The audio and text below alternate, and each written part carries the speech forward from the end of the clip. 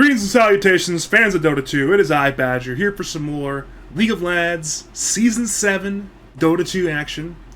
We are here for a 2-game series between Team Syke and Nearly Tilted, and I am, as I tend to be, joined by the one and only Artorius. How are you tonight?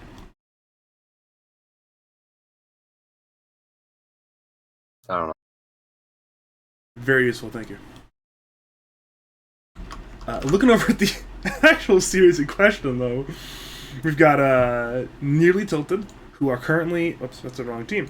Nearly Tilted, who are currently 5-1. They're doing very well in group number A. They're in the position to potentially win the group. Looking over on the flip side, we've got Team Syke, who are 3-7. I believe they need at least 6, if not 7 wins to make playoffs. And they have 4 games left, so it is a must-win series for Team Syke if they want their season to go on. Team Syke are coming off a 1-1 series last night up against Polar Ass, who are one of the better teams in Group A. Nearly Tilted have won basically everything they've played, so it's 2 very different teams who both very much need this win for their particular thing. For Nearly Tilted, it's the first round bye. For Team Syke, it is making the playoffs in general.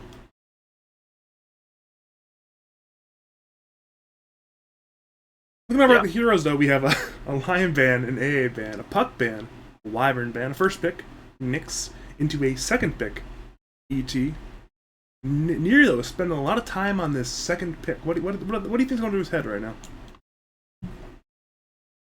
Probably, I don't think he's necessarily deciding what to pick, but whose hero to pick would be my assumption. Well, the answer appears to be Maestro. Though I suppose could be Hype's hero depending on who's playing what here. And, well, I actually was wrong. I was kind of doodling before the match, just kind of drawing stuff. And I put Huskar ban incoming for Flying Nightmare. Ended up being wrong. I actually picked the Huskar, so it'll be Flying Nightmare's signature hero. He played it last night very well in a win over Polar Ass, so it'll be bringing it back. Reducing someone to a single hero. What do you mean, Roltorius? I would never do that. Now, I would never do anyone to own any hero. It's not like Snow only plays Sand King or Necrophos. I only play Lifesteal or anything. Nah, I would never do that. But talking about this Huskar pick, what are your thoughts on this this Huskar pick, especially at the 8 pick slot? It worked out for them last time. Obviously, Flying Nightmare is very comfortable on the hero, but not limited to the hero, as he has clearly stated in last general chat. I like making fun of stuff, just get used to it. But they already banned out the AA, which is more of a meta ban, but it does counter the Huskar. Lion's actually a pretty good counter to Huskar as well, due to the Finger of Death, so they get rid of that. But it's also a meta ban, so you can't really expect that it's coming quite yet. But then they do get this Huskar 8 pick. It's typically okay to pick one of your cores at 8. Recent meta, we haven't been seeing it as much. We've kind of been seeing just both sides opening up with both their supports. But on first pick, you can kind of afford to pick up one of your cores on 8. Because as you see, they just banned 3 heroes that counter it. Yeah, I mean, it's one of those things where, I mean, first pick versus second pick. Traditionally in Dota, second pick was better, but in recent patches, first pick has definitely taken the crown for many drafters, strategists, and Dota gamers alike. It's just so nice to protect your heroes with these bans. They're protecting their 8 pick right now with these 3 bans. Obviously, they'll protect their 18 pick with 2 bans. But Nearly Tilted, they say, you know what, we don't care. We're going to pick these nice, happy meta heroes. We got Shaman. We're picking Centaur. Got a lot of stun. They have the ET as well, so their team fight combo is already quite potent. If you're Syke, well, how do you address this? Do you try to team fight them anyways? Do you try to dodge the fights? Do you try to like split push? Do you try to like early rush and force the game before they have items? What are you thinking here if you're Team Syke? I think they can kind of team fight around the back of Huskar, just getting an early lead, maybe even picking up an early Aegis, and just being the powerhouse that Huskar is. And they can kind of play behind him. But they also have pick-off potential. So they can kind of pick somebody off with this Nyx assassin and then go to take an objective, and then just take a 5v4 fight. So they might look to do that. But right now, the team fight is very scary for Nearly Tilted, and they also themselves have pick-off potential.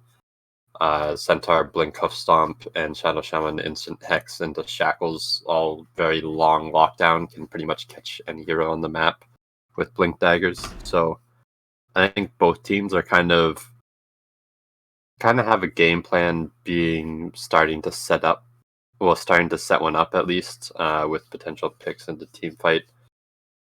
Doesn't really look like either team wants to split push right now. Keyword is yet. Obviously, it is still possible, but both teams may struggle this game. Obviously, Nyx, good hero against that, but so is Centaur.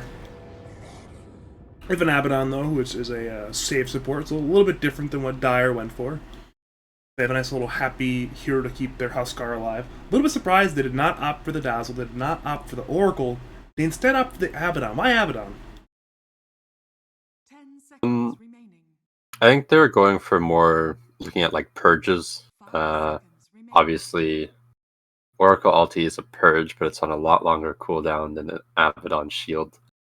And while Dazzle does have a basic dispel, that's only once you get Ags, and that doesn't stop you from being stunned. So I think they just want to keep this Huskar out of stuns as much as possible. The only problem I see with this is there's an Elder Titan in the game, and Abaddon obviously has to be relatively close to Huskar in order to use one of those abilities on him. So he very well could get put to sleep and would have to either pop ulti early, or if he doesn't have ulti, then Huskar might be screwed. Alright, then we've seen Mars as well as slipped very late into the pick phase. Ended up slipping the 18. We've noticed that a lot of Laz teams have been picking the hero in the first phase. A lot of teams have been banning it. It slips to 18. We've some pretty interesting side lanes developing. We have a Mars Nyx lane up against a Luna, and what I'm assuming is a Shaman, correct? It could be Shaman or Elder Titan. I also could be the ET, but let's just say it's Luna ET for fun. That lane seems pretty alright for Luna. That's like you just farm until you hit 6, or sorry, say until Mars hits 6, then you just go to the jungle, right? Seconds remaining. The only problem is they don't really have a support that wants to sit in that lane once Luna leaves. So it might be hard defending that tower if they want to defend it at all. I think our supports are fine with sitting there. Especially ET can just sit there and spam spirits, get like level 5, level 6, level 7. Like ET is a very level dependent support, so I think it would make sense for him to just sit there and Yeah, but I think you get just levels. die if you sit there. You got Just Nick don't to scout die. you out. Well, Just I mean, don't die. there's two stuns. I don't think either one of those supports are tanky enough to survive both of those stuns. Just don't get stunned. Yikes. 10 seconds remaining. On the flip side, though, we got what we're assuming is going to be a Huskar safe lane. Could be a Huskar mid lane. We're not entirely sure where it's going quite yet, but it looks like it's going to be a Huskar Abaddon lane taking on what could be a Centaur Shaman, what could be a Centaur ET. Tell me about that lane. What are your thoughts on that lane? Abaddon carry Pog. But Huskar, Abaddon, obviously a pretty strong laner. Well, both of them are pretty strong laners. Huskar especially. Abaddon backing him up. Can obviously play very aggressively, trade with a lot of heroes, as well as just help Huskar trade pretty well. And it is indeed the safe Yep. lane Huskar, the mid lane Shadow Fiend, and Nearly Tilted have picked to counter out said Shadow Fiend, though a lot of the mid laners are banned right now. Yeah. I don't really know Seconds remaining. what mid laners counter a hero like Shadow Fiend. 5 seconds remaining. I'm not a mid laner myself, but these heroes that can just use a spell or two and just completely shove out the wave, I don't really know how you counter those heroes too well with a mid laner. Like, Yeah. at least in lane. Like a lot of heroes you want to do in the Shadow Fiend would be heroes who would almost want to like mirror the style, where they too want to go in the jungle and the creeps. The problem is those heroes are mostly banned. I mean, Storm, Lina, Leshrac, Templar Assassin, those are all heroes that do that. They're all banned. You could go for a hero like Ember Spirit or Void Spirit, who hypothetically does alright into the Huskar, but those heroes lane pretty badly into Shadow Fiends. I don't think there's any hero left that does well into both Huskar and Shadow Fiend. That's also like in the meta. Okay. Yeah, Kunkka's not in the meta. Never mind. I think like Clinks or Kunkka, some weird shit like that could work, but those heroes you just don't see either of them very much. Kunkka Shard's OP, just pick that. I'm actually very genuinely curious as to what Nilithil would opt for their mid laner, because this is going to be interesting. Ends up being the Quap, which is pretty decent into Shadow Fiend. Obviously, traditionally, is a hero who did well against Shadow Fiend in lane, though changes over patches have allowed SF to do a lot better in the game versus Quap. Can potentially get in the Huskar Blink in there, but also a hero that can struggle on the Mars and the Nyx Assassin, so should be an interesting game to watch Slendy play that one. See, the ulti is really good against the Huskar. The only problem I see is Dagger shouldn't be as useful. You don't really want to put it on Nyx because he can stun you whenever he feels like it. You don't really want to put it on anyone standing close to Abaddon because obviously he can get rid of it.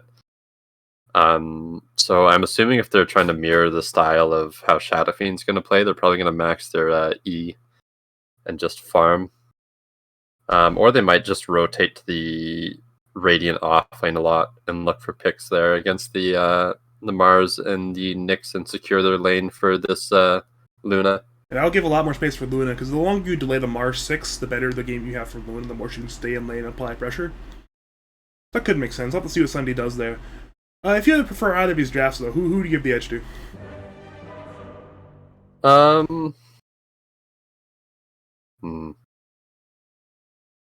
See, this is hard, because I like the Radiance draft, because they have this really early pressure. They can take over the map, take over the game very easily. But the problem is, the Dire have some very good team fight. And some pretty good pick-off as well. So they definitely have the ability to come back in this game. I'll go with the Radiant, just because, as we saw last night, they're able to get that advantage with that Huskar and just kind of win the game off the back of that. I agree with your evaluation, but I am going to give the edge to Dire. I think Dire have an easier draft that executes. I think it is on Radiant to do things of value. And we noticed Team Syke had a couple sloppy high ground situations. Sloppy high ground situations last night. And I think against a team like Nearly Tilted will be able to punish it. So, we'll see how it goes. I think both teams, they'll have their win condition, which is always fun, you know? It's fun when both teams have a way to win this Dota game. It's not like a clear out draft in either direction. At least the way that we see it, so. Seeing a lot of tips come out, I believe 6 of them. Stop joking. 5 of them. Yeah, 5 tips. Thanks a lot. Not sure why. Just tips coming out. I need to restart my game. I'm stuck on Huskar player perspective. Oh dear. Oh, I'll see you soon. I know why. You were watching a Dota game when the game went live, didn't you? There's glitches if you're watching a game in game when the lobby starts. Especially if you're watching it live from Dota Plus. I was just watching a game. It wasn't live, but then I closed it way before the lobby started. That's a little strange, but maybe it's just unfinished game sometimes, you know? Regardless, I will be seeing you soon, I'm sure. I will keep you in the loop. Nothing too crazy so far. We're seeing Abaddon is blocking the pole camp. Radiant have warded mid. Dire have as well, and they've also blocked the pole camp. And then Radiant have a somewhat deep, there's not that deep observer ward, and then Dire have not placed their second observer ward quite yet. Obviously, your Meister places that one.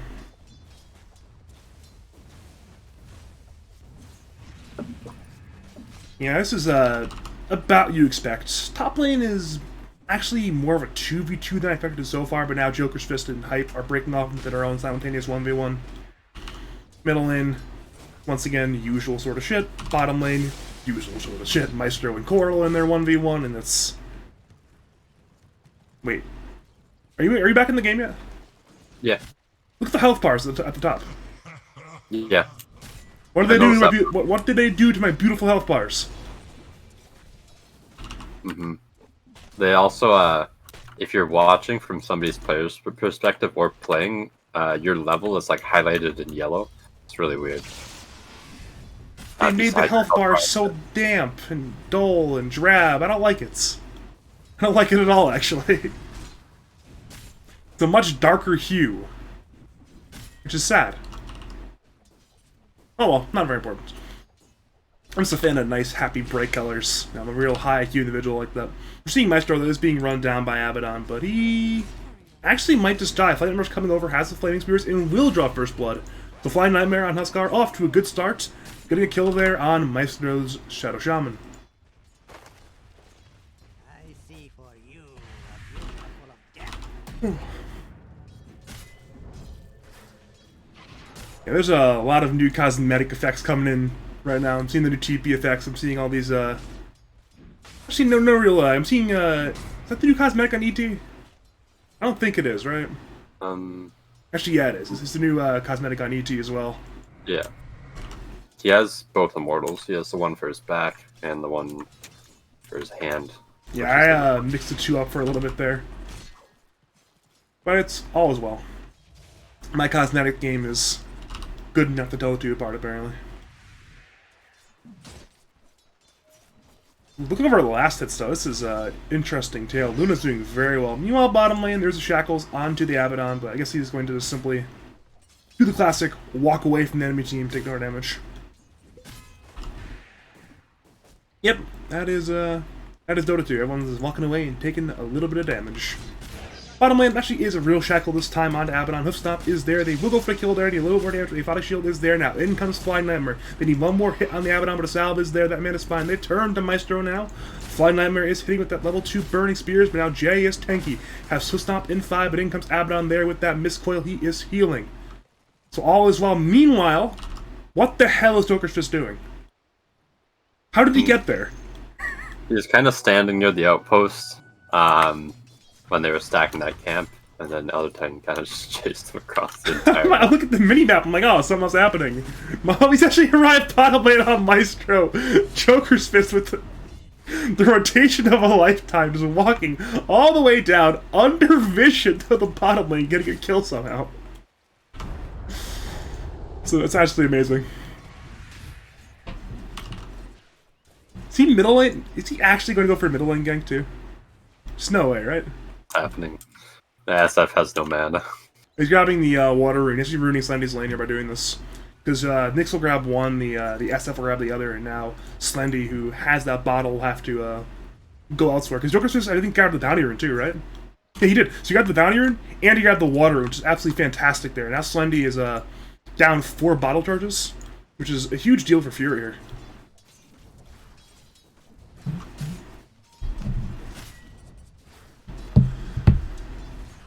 Looking over at actually, I'm just gonna watch Nyx Assassin. That's where all the fun is. Appears to be wherever Joker's just is going is where the fun is. Kill mid lane. Oh. There was 2 raises landed. There was the mid-range one and then the short-range one. Meanwhile, bottom lane, somebody's going to die. It appears to be both the GA and Flying Nightmare. Hussar committed. The Centaur could not run away, and both, well, duel to the death, and both die, though Flying Nightmare is the one who gets the experience on the Centaur rather than vice versa. It's funny how I say that, too. It's like, yeah, all the fun action is on the Nyx Assassin, and then the next 30 seconds, there are 3 kills, none of them even remotely close to Nyx. Middle lane, though, Quap went in on Fury once again, though it's not enough damage to kill quite yet. Bottom lane as well, we're seeing some Burning Spears come out, but Hoofstomp was used, Double Edge is used, Flying Nightmare needs to run away, Maestro, though, has low mana.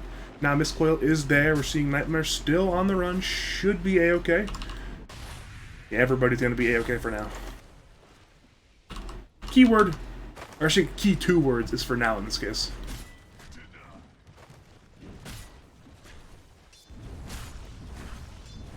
Anything shocked you too much in these lanes so far, or is this exactly what you expected? Speaking of expecting, bottom lane, the kill attempt has arrived, Shackles are there, Hoofstomp is up, never mind, Shield's there, now they're rotating in the Shadow Fiend, it appears, now it's Joker's Fist. Joker's Fist, though, has arrived, has no mana for Impale, actually, but there will be a 1-for-1 so far. Flying Nightmare is dead, now the Impale is used, so Maestro dead, Nightmare dead, though Jay should be tanky enough not to die. Ends up being a 1-for-1, though definitely in favor of the Dire. You were saying before I started talking? I was gonna say it was just relatively expected. The only thing that wasn't expected is the last hits on Huskar. Ooh. Oh my. Yeah, he's not having a fun time in this lane by the looks of it. No, he's not. I mean, it's a rough situation where it's one of the highest MR, if not the highest MR offlaners and lads in GA. Obviously, a very high skilled individual. Top lane, abilities are being thrown out, but I don't think anything actually ends up happening here. Yeah, nothing happens here. I think is Jay still 7k or is he a former 7k? Yeah, I know he's 7k now. I think he might have dropped underneath it for a tiny bit. I don't remember exactly. But he got it back really quickly if he did. I know he's formerly like ranked like 180 or something, so obviously a very good, high-skilled player here. So it's obviously a rough lane for anybody laning into this manner. Can I check even though we're in the lobby? Do what? I don't think you can. Bottom lane though, Coral is under siege. He has 5 sick targets, he will use them, but they are on the dive. Ether Shock's up in 4. Meanwhile, Victor and Fury go top lane. They use the arena, they kill the Luna. Meanwhile, bottom lane, the kill we expect to end up happening. Top lane, though, we mentioned it in the draft. Mars has that kill potential with the arena at 6. Meanwhile, bottom lane, Stampede is used. They want to go find Nightmare. Clock has arrived. Sonic Wave is there. Foot Stomp is there. Down goes Huskar. But top lane, you saw Mars arena use the great effect. It's very good that they're involving Fury as well in these kills. They're playing as a team, and they're making sure to get very important kills there on that win condition in the Luna.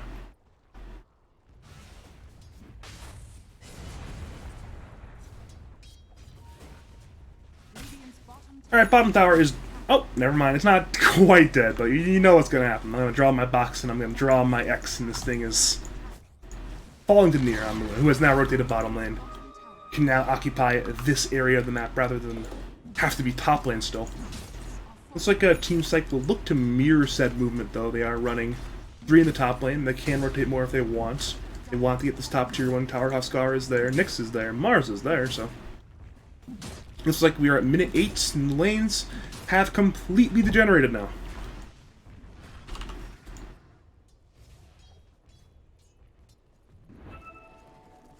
Radiant now looking to take this top tower so Huskar can play up here, just like how the Luna wants to play bottom.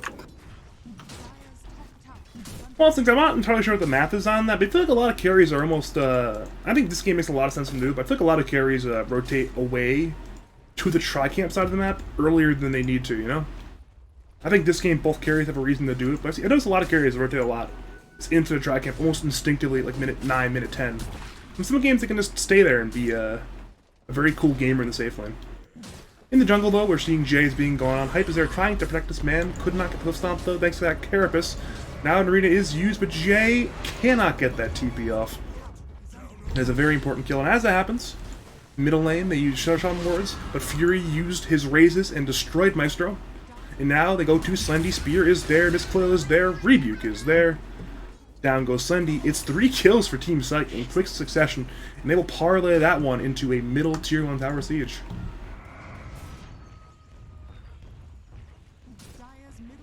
So we actually saw an interesting mechanic on the Centaur kill. Joker's Fist stuns Centaur by using Spiked Carapace and then hitting Centaur. That's how he... Okay, that's really impressive then, because that's he triggers Retaliate then. I didn't even notice that. I thought it was, I thought Centaur did something. Apparently that was just all on Joker's Fist, which is a good play to make there. Middle lane, stop on 2. Fury dodged it with Yule, so it could have been 3. Now in comes Jay, has Slip Stomp there, onto Victor. Victor is in danger. Victor is still alive for now, but it's not for very long. Radiant, though, they will retreat, and they will say, you know what, it's only a Mars. We'll let this man die, and now it's the Dire team we're headed down the middle lane. They have 3 in the area, they can't rotate more over. Puff Stomp is missed again.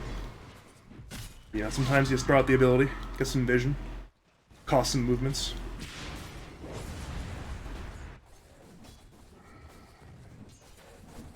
And never mind, Dire. I was gonna say Dire are spending a lot of time in this mid lane, but you know what? Immediately after I was gonna say that, they just head to the jungle. Slendy and Jay are now also doing what Nier's doing, that is just farming creeps, which makes a lot of sense. Radiant will do the exact... Oh, never mind. Radiant do something of value there. Smoking as 3, actually. They have no blink on Victor, though they do have the Arena, and they also have a Yules and a Requiem on Fury. They will head, perhaps looking for a Nier. Joker's just isn't Vendetta, but I believe he was caught in the Sentry Ward, right? Yeah. Even though he was smoke to smoke broke, but they'll find Jay instead. Once again, we see the Carapace interaction now. Income raises, 2 raises are there. Down goes Jay. Question is, do Radiant look for more kills? They force the Roshan. They're headed towards Maestro. Arena is used. They will commit it for the Shaman. Spear was hit, but Rebuke was hit. And they used the life break. They killed the Shadow Shaman. It's 2 kills. And at long last, they kill the mid T1 tower. And it's a huge pickup from the Dire. Obviously, they want to play very aggressive and limit this Luna's base on the map. And by taking that mid tower, that severely endangers the Luna farming on the top side of the map, and it even gives them a little bit of access into this triangle. It's one of those things where we saw Nier before was playing like this sort of oval. He was playing like these camps pretty heavily, but now that Radiant have vision here and Dire no longer have this tower, Nier almost has to play in this sort of oval, which means it's never mind. He apparently does not care. He's just pushing the middle lane. He's playing very ballsy, which I respect it. He doesn't want to play the safe camps. He knows that Radiant want to take this top tower, so. Radiant apparently also want to defend the middle tower. He actually TPs in onto Nier. Requiem is there. Raises are up. The Stampede is used, so with the fear allows Nier to escape.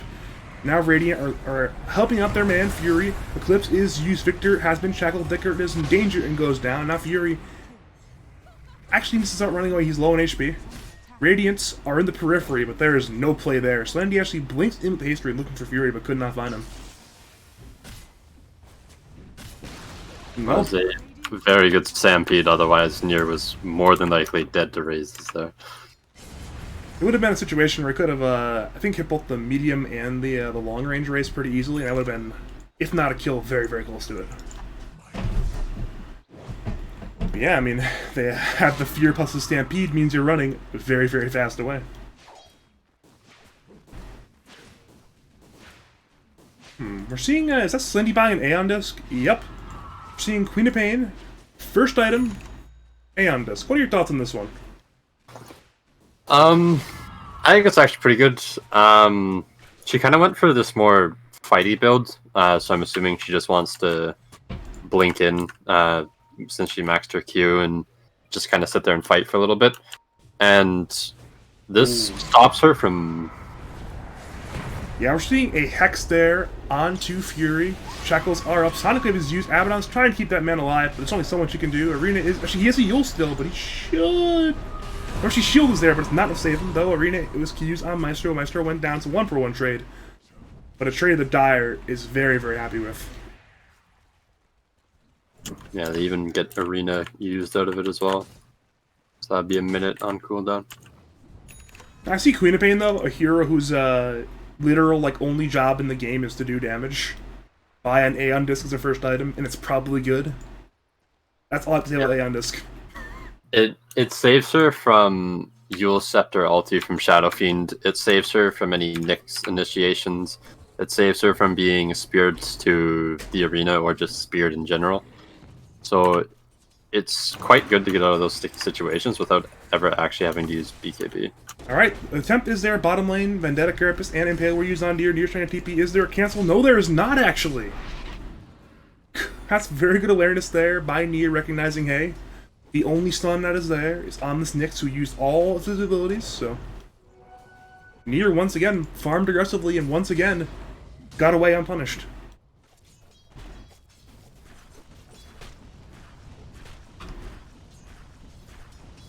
It's one of those things where Aeon Disc has to be getting absolutely dumpstered in this next balance patch, right?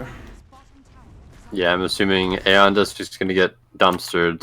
Sage is probably going to get nerfed again. Obviously a Mage Slayer buff, because it seems trash. Yeah, Mage Slayer and Nullifier really need buffs right now. Those other items are just bad. Yeah, I'm assuming Swift Blink will probably get nerfed a little bit again. Maybe not, but it might. Alright, top lane, Victor is in danger. Hex is there, Shackles are there. They're heading in to stop on Elder Titan. Meanwhile, never mind, it's only over there. They're not arriving there to help Victor out, but now in comes Hoofstomp there on 2-2. Huskar's right, but down goes Victor. Norino was using time. Requiem is there. Slendy had the Aeon Disc though, but he cannot get away in time. He's stunned once again. Now it's a 1-4-1. Eclipse is used. Down goes Nightmare. In comes Near looking for kills. Those Eclipse bounces. Fury has a Yules though, and now in comes a Stomp. It's actually cancelled, thanks to the Carapace, but Fury dies nonetheless. Joker's Fist has an Impale in on 2, it kills Maestro. But overall ends up being a 2 for 3, very much in favor of the side of Nearly Tilted. Yeah, you see how the Aeon Disc gets her saved on the Quap, but unfortunately only one level in Blink doesn't give you enough time to actually blink back out. I'm not okay with the Aeon Disc. I guess it's the right play too, I just don't like it. I just don't like it. Yeah. It's Queen of Pain. First item Aeon Disc. And it's the right play. Yeah, you're just gonna need multiple heroes to be able to kill her. Or you need to catch her multiple times within like 90 seconds. That's easier said than done, considering it's a Queen of Pain, who, once she has a few more levels, will have a 6-second blink streak. Yep. I think it even gets reduced more by her shard. No, let's see here. it does not. It's her 25 talent that reduces it. Yeah, she'll probably end up going for that 10% CDR down, which will obviously not be very big at a 6-second cooldown, but hey, you remove 0.6 seconds. 5.4 second blink cooldown. It's pretty high up there. Yeah, then the 25 talent. There's not really very good use of 18-second spell block. So, Jesus. Other than like Life Break and Mana Burn and Mist Coil, I think are the only three. Unless they pick up like an Abyssal Blade or a Sheep, I don't see the point in picking that up. What's the cooldown going to be? Is that what 3.6 seconds at that point on blink? About that, yeah. It seems kind of absurd. Not sure what Dire are up to, but they are congregated as... Okay, there's the answer. They are smoking on the Radiant side of the river, now headed to defend their top tier 2. Though the top tier 2 is already accumulating some damage, and Radiant, no, Dire are not here. But they are on the way, and Huskar, though, is not there. If Quap TP's in, this is a fantastic fight for the Radiant, for the Dire side. There's also a BKB on near. Fury blinks away, in comes Stampede. They go down, try to find him, but he ended up going up. Now, ooh, the Abaddon isn't damaged, but if it's only Abaddon dying, it's a kill you let happen. He has borrowed time. Joker's Fist is there. In comes Flipstomp on 1, but Joker's Fist actually coming in, has the Impale on 2-3. Actually going in. Nier has BKB. Eclipse was cancelled. Now they're going into the Eclipse. They want to get Joker's Fist and Coral. They have a War Trap there on Flying Nightmare. Down goes both support on the side of Syke. They now move to Huskar. Huskar has BKB. He life breaks. But it does not matter. That man goes down. It's 3 dead, and... Radiance! Seemed like they could have let the Abaddon die. What are your thoughts on that fight there for them? Yeah, Abaddon was definitely dead. I think they went to go engage on that fight. And somebody, I'm assuming, probably pinged Luna's BKB and said, hey, this isn't a good idea. But at that point, Joker's Fist was already in. I think at that point, you just got to sacrifice your 2 supports. Say, hey, we got a 9-second BKB charge out of them. And that was a 5-man smoke. What are we doing? Why are we still here? But unfortunately for them, there was a Blink Dagger up on Shadow Shaman. Radiant know what's just happening. Victor was in a good spot, but Hyde got vision there with that Spirit, and now Victor is being chain stunned. He just heads over to Nier, which is disastrous for Radiant. Not only did Dire get the Aegis, but now your Huskar can no longer get the Aegis for at least another 8, if not 11 minutes, and it's... Well... We were mentioning that Radiant really have this timing window oriented game. Joker's Fist, is he in danger? He's being stunned. I don't think they have any damage to really kill him. So the answer is no, he's not in danger actually. Who is in danger though is Slendy, but he blinks away anyways. Fury went for the kill there with the Requiem, the Yules, the Raises, but the Aeon Disc was once again... She wasn't even popped. The Aeon Disc was not even popped there. And it was on cooldown, but apparently it didn't matter. He just survived. The Stampede gets them out of range of Raises very quickly. Fantastic Stampede once again from Jade. I think this is the second time in this game that they've used Stampede to save a hero from an SF combo. And well, you mentioned how for Radiant it's, hey, timing window with Huskar, but now that you no longer have this Aegis, what's the play for Radiant to start bringing this game back? Do you just dodge the fights? Do you split the lanes? What's the game plan for them? They still have a pretty close net worth graph. Like, they are 2k behind. I think you kind of just have to fight around this BKB timing. They're trying to fight around the BKB timing anyways. Victor took a lot of damage top lane. Mars Arena is there on 2 near those BKB. So does Flying Nightmare. They both use their BKBs. Clips is used. Arena's still there. Dorkfit is low. Jay is low. Flying Nightmare is low. Aegis is down. Flying Nightmare will die soon. Sonic Wave is there. Kills Nightmare. It's 1-for-1 so far. They now move to Victor, who is low, who is now stunned. In comes Maestro, has a Ether Shock with a blink. Victor is dead now. In comes Slendy. Once again blinks in onto Joker's Fist. Joker's Fist is shielded. But it's once again pretty good for Dire. They get 2 kills, both on course. They get the 9-second BKB out of Huskar, and they will get the top tier 1 tower. I'm surprised they took a fight there. Their Shadow Fiend wasn't really there, and he also didn't have ulti. It turned out to be not too bad. It still definitely wasn't great, but if they didn't have an Aegis on Luna there, it would have been pretty much an even trade. So I think that kind of should at least be a confidence booster on, hey, we can take these fights. We just need them to not have Aegis.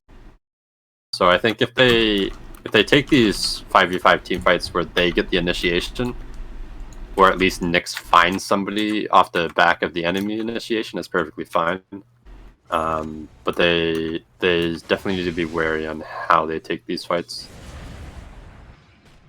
I think it's I actually didn't even like start calling the Mars being gone on there. I'm like, oh, it's a pretty open and shut pickoff. They'll kill Victor. They'll say, you know what, Victor forced like 4 heroes top lane. He was pushing in this lane here. Just let him die. We'll shove a lane with the Shadow Fiend. We'll farm these camps with Huskar. All is well, right? But then they decided to fight that. But you know, it worked out pretty well. Maybe next fight with no Aegis being there, they can actually win. Regardless, though, for Nearly Tilted is a 4K net worth lead. If you're Nearly Tilted, what do you do to like start choking? You start like choking this map out. What do you do to start taking this lead into a win? Like, how do you progress your game state? You currently have a lead, obviously because of this Luna. She had like 3k in the bank for that fight, so that lead was pretty much just even. I think you need to wait for her to pick up 1 or 2 more big items. She's either going to buy the Scotty or the Butterfly by the looks of it next. She has 5.3k gold right now. It's a full Scotty, just straight up bought. Did not buy a component, just bought the full Scotty. Yeah, so with the Scotty, obviously, limits health regen on Huskar, so it could be a way to deal with him in these fights. Yeah, it's going to be it's not going to be any easier for Huskar, it appears, this game.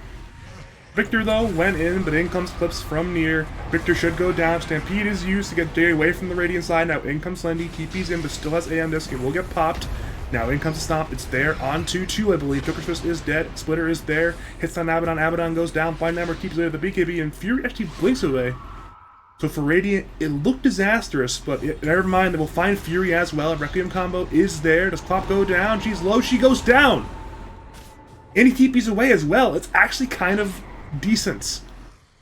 But for Dire, it's still a 1 fight. Yeah, Jay with the very good positioning there in the trees pops the smoke of Victor, and Victor thinks that, hey, they must have broke it from the high ground, blinks forward and blinks right into a Luna and a Shadow Shaman. So, because he didn't have a BKB there, he just got stun locked and killed the Luna ulti. In situation as well, it could have been a lot worse for Radiant there, where they could have pretty easily been 5-man wiped, but instead they turned it into a 3-for-1, including killing Quap. But Radiant are using their BKBs doing this. That was the 9-second BKB on Fury. Well, I think the 7 on Huskar. That was the 8 on Huskar, actually. But they're already taking these BKBs now. But again, the same is also true of Luna. It's down to her 6. Victor once again goes in, once again finds the arena is used. Once the BKB is used, Victor now is taking a lot of damage. Shift Stomp is there, and now Dire are collapsing. Radiants have not come in quite yet. Dripus is on the way, but you cannot save Victor, it appears now. Well, he went in with the vendetta, not quite sure why. He'll feed as well, and Abaddon will join him as well, look to save. And it's, it's one of those classic plays where it's, one hero decides at a time, and much like last team fight, it'll turn into those 3 heroes dying, and well, Dire will once again push in the lanes. Yeah, that one was pretty sloppy. You see the Luna, she has BKB. I guess he was hoping he could get that ulti off before Luna BKB'd, but it wouldn't have even mattered. He didn't have any backup, and then the 2 supports just go in to try to save the core, and they just die as well. I think if Radiant kind of clean it up a bit and take a 5v5 fight, they shouldn't have a problem in winning or losing these. Alright, they come in, the spear is there, onto Nier, but now the stomp there, onto Victor, now in comes Nightmare looking to get Nier, they both pop BKBs, now Victor's pretty low, their splitter is there, will hit on Victor, he goes down, Nightmare's low as well, Ward Trap is there on Nightmare, but straight for Nier. Now Slendy goes in, Andisk is popped, the stomp is there, on Dorcas, he will go down to Inkman's Fury, BKB, Requiem, but it does not kill anybody, he's even in the Ward Trap, can keep you away in time, barely. But once again, it's a fight in favor of Dire. They get 3. They get the Huskar, the Mars, and the Nyx, though it is at the cost of their primary building hitter, Luna. So for Radiant, they limit the damage that Dire can force here. Yeah. Again, though, Radiant just... It looks like they're trying to force it almost. There's not really a real reason to fight there, and they just fight without 5. Abaddon unable to get there, TP on cooldown. Nyx unable to get there, TP on cooldown. Or at least I'm assuming their TP was on cooldown. I think Abaddon actually wasn't even alive for the start of it. And here they go again. Alright, they're going in again. They go on to Slendy, who has a blink. The Aeon Disc was down. They could not find him in time quite yet, though. They are still pursuing, but he has blink up and 1 again, and he will even get a haste rune. He was fine anyways, but that's insult to injury on that one. And Radiance... You see it happens sometimes where teams that are tilted, it's like, they say, let's just force the fights. But these fights have not been going very well, and... Well... This game isn't getting any easier at this point. Roshan is up in 1:20, so... They'll have to wait a little bit longer if they want that Aegis Cheese and the Aghanim Shard. For Dire, the lead grows. It's now 9k. They've gotten every single outer tower. They cleaned up that... Actually, never mind. They have 1 tier 2 left in the bottom one, but it's that 1 solitary tier 2 left. For the Radiants, their map is getting smaller. Very quickly. Yeah. We do see some really good warding coming out from the Dire as well. They kind of know exactly where... They can't see the Radiant, but they know generally where they're playing. Anyway, it's 4 wards, 2 in the Radiant side jungle, 1 at the Tri-Camp, 1 at the Roshan pit, and there's not much really anywhere else they can be, so...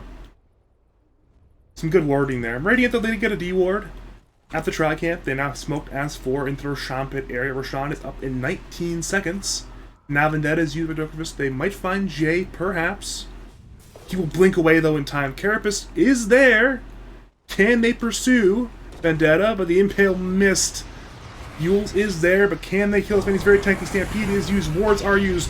Stomp is used. BKB is used by both teams. Now Sonic Wave is there. Flying Nightmare is low. Fury is low. Dire are winning this fight. Fury goes down, and now they move to Dokrovus. Dokrovus goes down, and now they might pursue Victor. Victor blinks away, but in comes Nier, has Loosen Beam. In comes Slendy, has Dagger. Nightmare has no BKB. It's on cooldown. In comes Serena, but in comes Shackles. There on Huskar. In comes Stomp. It's there on 2. Huskar is low. Abaddon tries to heal, but it's not nowhere near enough. Now they move to Victor. He's being kited. He has no spells up. He goes down. Triple kill for Nier. The Abaddon TP's away, but it's a 4 for 0 trade. And, well, look who does respond. It's our good old buddy Roshan. And Dire for the second time will claim him. I hate to feel like a broken record here, but Dire again and Radiant again just fight without 5. They smoked us 4. They didn't have Victor in the smoke. So he's one of the last people who showed up to that fight. So they try to initiate on a Centaur. They don't catch him because he blinks out. So then they kind of overextend and give a chance for the Dire to respond to their smoke and are able to back up their Centaur.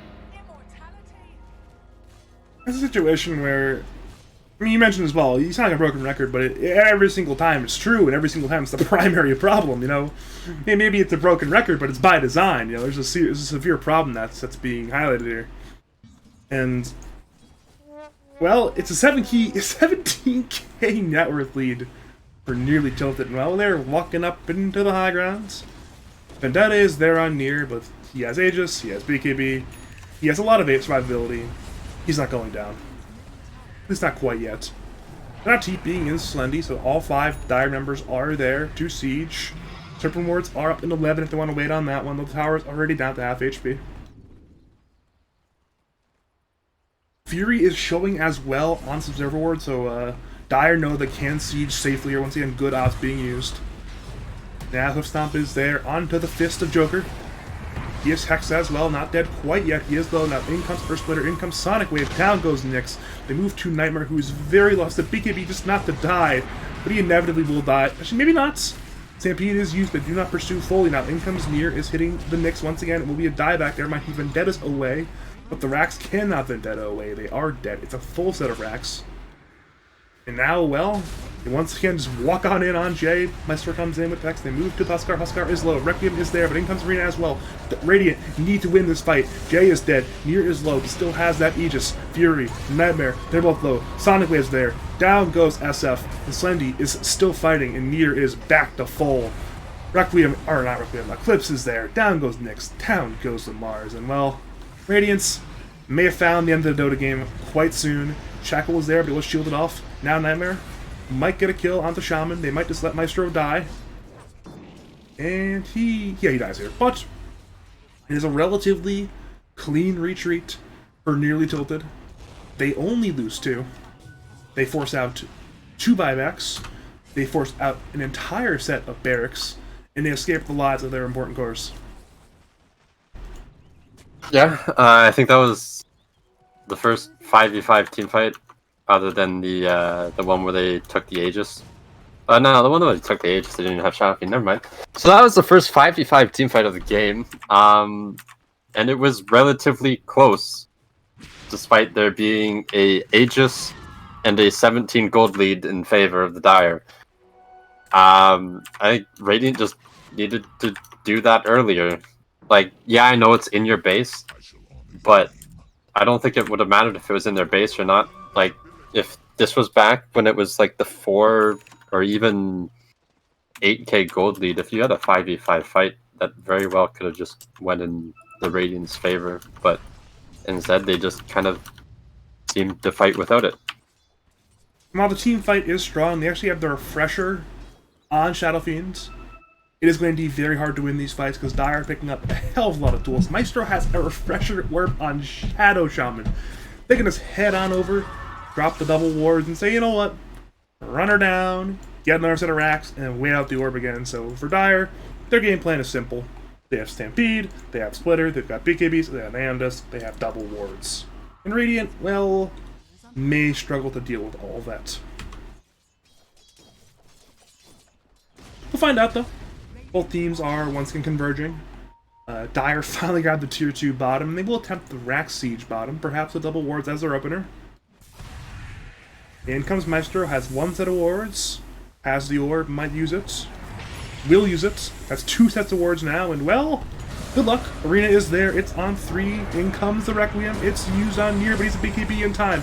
Second Requiem is there, but well, it's only Maestro dead for now. Radiant are dying, Sonic Wave is there, it kills 2. They both buy back. Down goes Fury though, he cannot buy back. Stomp is there, it's onto the Abaddon. This man is in danger, has no borrowed time, will go down quite soon. In comes Jay, Hoof Stomps there, finishes that one. Now in comes Slendy, has there on both Victor and Flying Nightmare. Both the spot back, both might just die again. Spear is there on Centaur, but down goes Victor. They move to Huskar, but Jay has a cheese. They won't even get the consolation kill in the GG, it's called.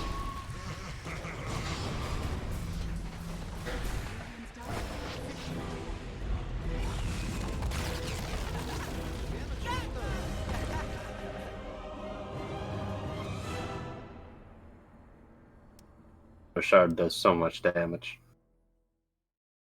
That's all I have to say about that last fight. Yeah, I mean it was a very good Dota game from Nearly Tilted. I mean it's just It was a very, very rough game. You mentioned it throughout, and it was accurate throughout the lack of being 5, and well,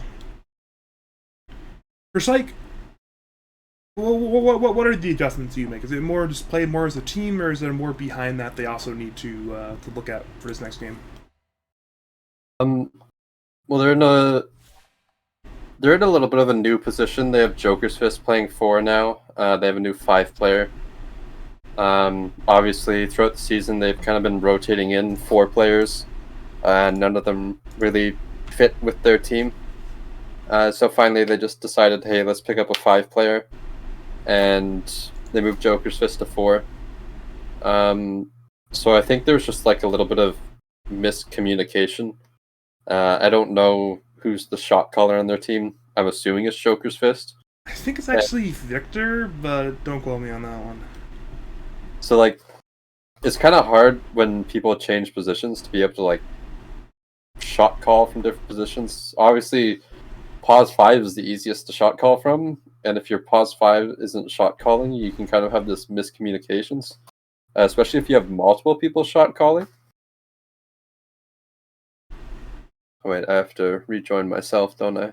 I've seen a lot of it actually. I'm checking, but I have not seen it. So unless it's just there and we don't see it. Oh, game client out of date. Oh, of course it is. You Of know. course it is. When would Valve ever get an update correct the first time? This is what, update 3 now? Yeah. Let's put on my OBS 1-1. Sorry, 1-0 I should say. There we go. That's but not Nebula. Sorry, near.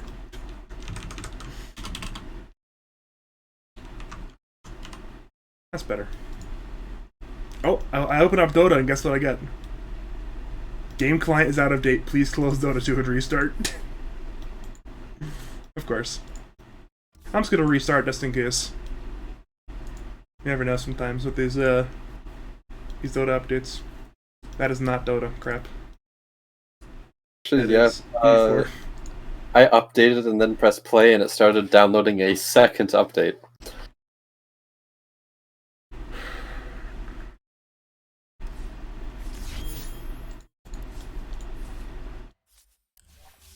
Yep, I need to update my game client once again, so...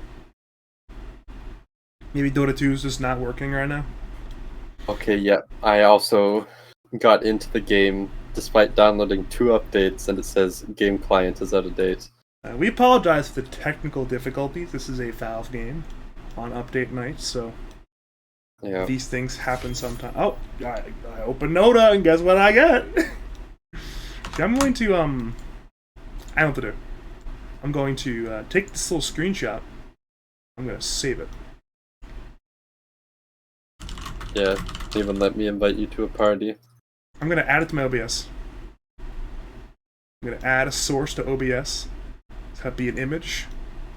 I'm just going to leave it up for now. Let's browse. Pictures. Dota out of date. That's the one. Okay, I'm not even going to put Dota on my screen right now. There. I love looking at my Discord whenever you go live. B-Lol is now streaming. Go watch him stream himself soaking his fragile knees in his hot tub. So so many implications there. That makes me laugh every time. I'm happy. I'm happy somebody's laughing. It's not me. No.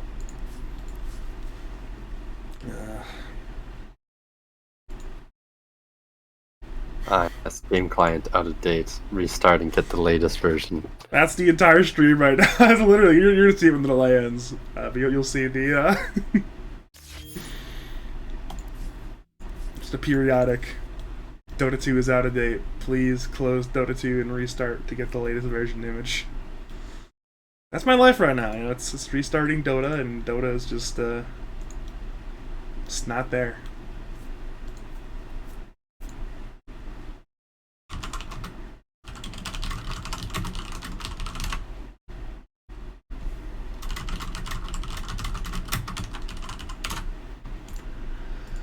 Alright, game client remains out of date. Alright, what can we talk about? You want to talk about Dota 2? You want to talk about something else? We got time. We got time if you want to talk about something else. Okay, apparently if anyone has issues updating Dota 2 properties, verify integrity. Okay, so go into your Dota 2 files. Go into your library. Right-click your Dota 2. Go into your properties. And then go into updates. And wait, Thinking that's the one. about how to verify local files. You click local files, sir. Okay, I'm just gonna press that button now. I'm verifying the integrity of my game files. I know I need to add to the stream actually. I need to add a little B-roll image.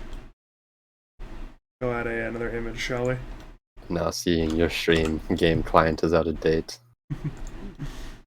The entire thing.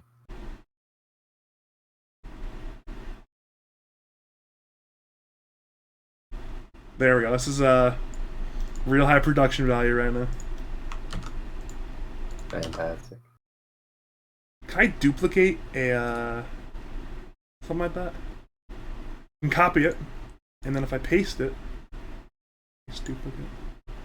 Oh, I know. I'm just gonna paste some duplicates. Let's go. Yeah, that's production value right there. Let's go. Let's just, oh yeah, that's the play. That's the play right there. Let's just put these images right over. There we go. We did it. You're gonna see the massive production value very soon. Badger and low production value. Name a more iconic duo. Listen, I have the exact production value you'd expect from a man who has literal no care for production value. I am here for the casting. I'm not here for the streaming. You know, I'm here to say words into a microphone frequently. I'm not here to like press buttons on OBS, interact with Twitch chat. I got a delay on and everything. You know, I'm here for the art of the cast. And hopefully we're good to go update now. Hopefully. Man, watch it just tell me like you're missing 10 files of Dota 2. You are missing 14,258 files of Dota 2. Would you like to update now? Would you like to completely reinstall the game? Would you like to instead download Counter-Strike Global Offensive? That game is finished. You can play on our new map. It's a skyscraper. It's called vertigo because that's the disease you get if you stay in the tower for too long. Or instead, go play Mordhau. Go swing a large medieval-styled metal and wooden-based weapon at an opponent's, and then when you fail to kill them, call them a racial slur. You won't get banned. Actually, it's the majority used as homophobic slurs in that game. It's a good call, actually. Actually, that's completely true. You don't see that many racial slurs, but you do see a lot of homophobic slurs. Hey Badger, have you ever seen anyone call each other sweaty in that game? More about that one. I remember my first game in Mordhau. I was playing the archer class, and apparently I was frowned. I didn't know at the time it was frowned upon in the Mordhau community. So I killed a guy with an arrow, and I got called the N-word. Yeah. Okay, welcome to Mordhau. It's a great game, people. I promise. It actually is a great game, but it just has a really shit community. People are like Dota community's bad, but they have not seen the Mordhau community. The difference is the Mordhau game is actually good, whereas Dota can't say the same. Yeah, fuck you two. Dude, why is it taking so long for me to validate files? I am a 100% missing like 200,000 files or something. I don't know. You are missing 213,000 files of Dota. They are all Winter Wyvern hats. Would you like to reinstall Winter Wyvern hats? Yes or no? Fucking kill you. Or you can download them later. We have a later button too.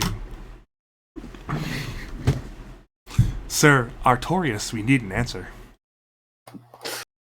Oh god, it's gonna be like missing files automatically downloading 218 million Winter Wyvern skins. Thank you, and please hold. It's gonna be like, the missing files are a Drow NSFW skin, like the one we just released. That is going to be on Rule 34 websites in approximately 10 minutes. Would you like to download this not safe for work image? It is in the hentai art style. Dude, all the fucking anime loading screens, it's like, I'm not using any of those. And I just see the Hoodwink one, I'm like, oh, they have one for furries, too. To help narrow down your Steam selections, we need to answer this quick questionnaire. Do you A, like hentai, B, love hentai, or C, do not like hentai? I'm gonna have to go with D. I absolutely hate hentai. You have selected loves hentai, but is in the closets. I We hate will you. adjust your we will adjust your skin selection. We will adjust your skin selections based on this question. Thanks, and have a great day. We're still waiting on the the lobby to open up again. We're Okay, so it doesn't matter that I'm taking forever for some reason? yeah, I'm seeing near in a party with Hype and yeah, it's GA, so there's no Maestro, no Slendy. And then I am I'm seeing Joker's Fist and Dota, but not in a party. So I'm not sure what the status is Well, quite yet, but That doesn't change anything. Joker's Fist doesn't like his team, refuses to add any of them to his friends list. sad sure. That is 100% a rumor. I don't know if that's true or not. I just made that up on the spot. It wouldn't shock me. It's believable, you know. It's like if you said that if you said that Steven Seagal enjoys frequenting Cold Stone Creamery, that's believable, right? That's a believable rumor. Same with Joker says liking his Dota team. It's very believable. It's in character. Or if you heard that that Brad Marchand likes to kick puppies, you would say, yeah, this is believable. You can see him doing that. That is a very good So point. this is definitely in character. That's the same thing with Joker's just not liking his Dota team. Brad Marchand failed high school in English class. Yeah, I wouldn't doubt that one either. Did he at least pass French class? I don't know. Did you see when he missed that penalty shot? When he just like tapped the puck and like somebody chirped him and he just had like some awful comeback. Hey It man, was just like, did this man- I'm better than you, man. I'm on the ice, man. Is that his comeback? I think he posted a picture of like a Stanley Cup or something. Said, "Do you have one of these?" or something. It was very awfully worded though, and a very terrible comeback. Too. the Brian Scalabrine classic. I have a ring, therefore I'm better than you. No, dude, the best Stanley Cup ring chirp was. I don't know what he's saying because I currently can't hear him because I have 2 Stanley Cup rings plugging my ears. Patrick Waugh. I don't see why anyone brags about their rings, because they'll never. No matter how many rings you'll get, you'll never have as many rings as some geriatric in a in an old folks' home in like the Quebec suburbs. You know. Dude, Patrick Waugh was chirping that guy when he only had 2 rings, and then now Patrick Waugh has 4 rings. So That's true. he's gonna do better now. He also has like what 3 Vezinas? It wouldn't shock me. He's a very very good goalkeeper. I think he at least has 2 playoff MVPs. Also wouldn't shock me, considering he was a good reason why they won those 4 rings.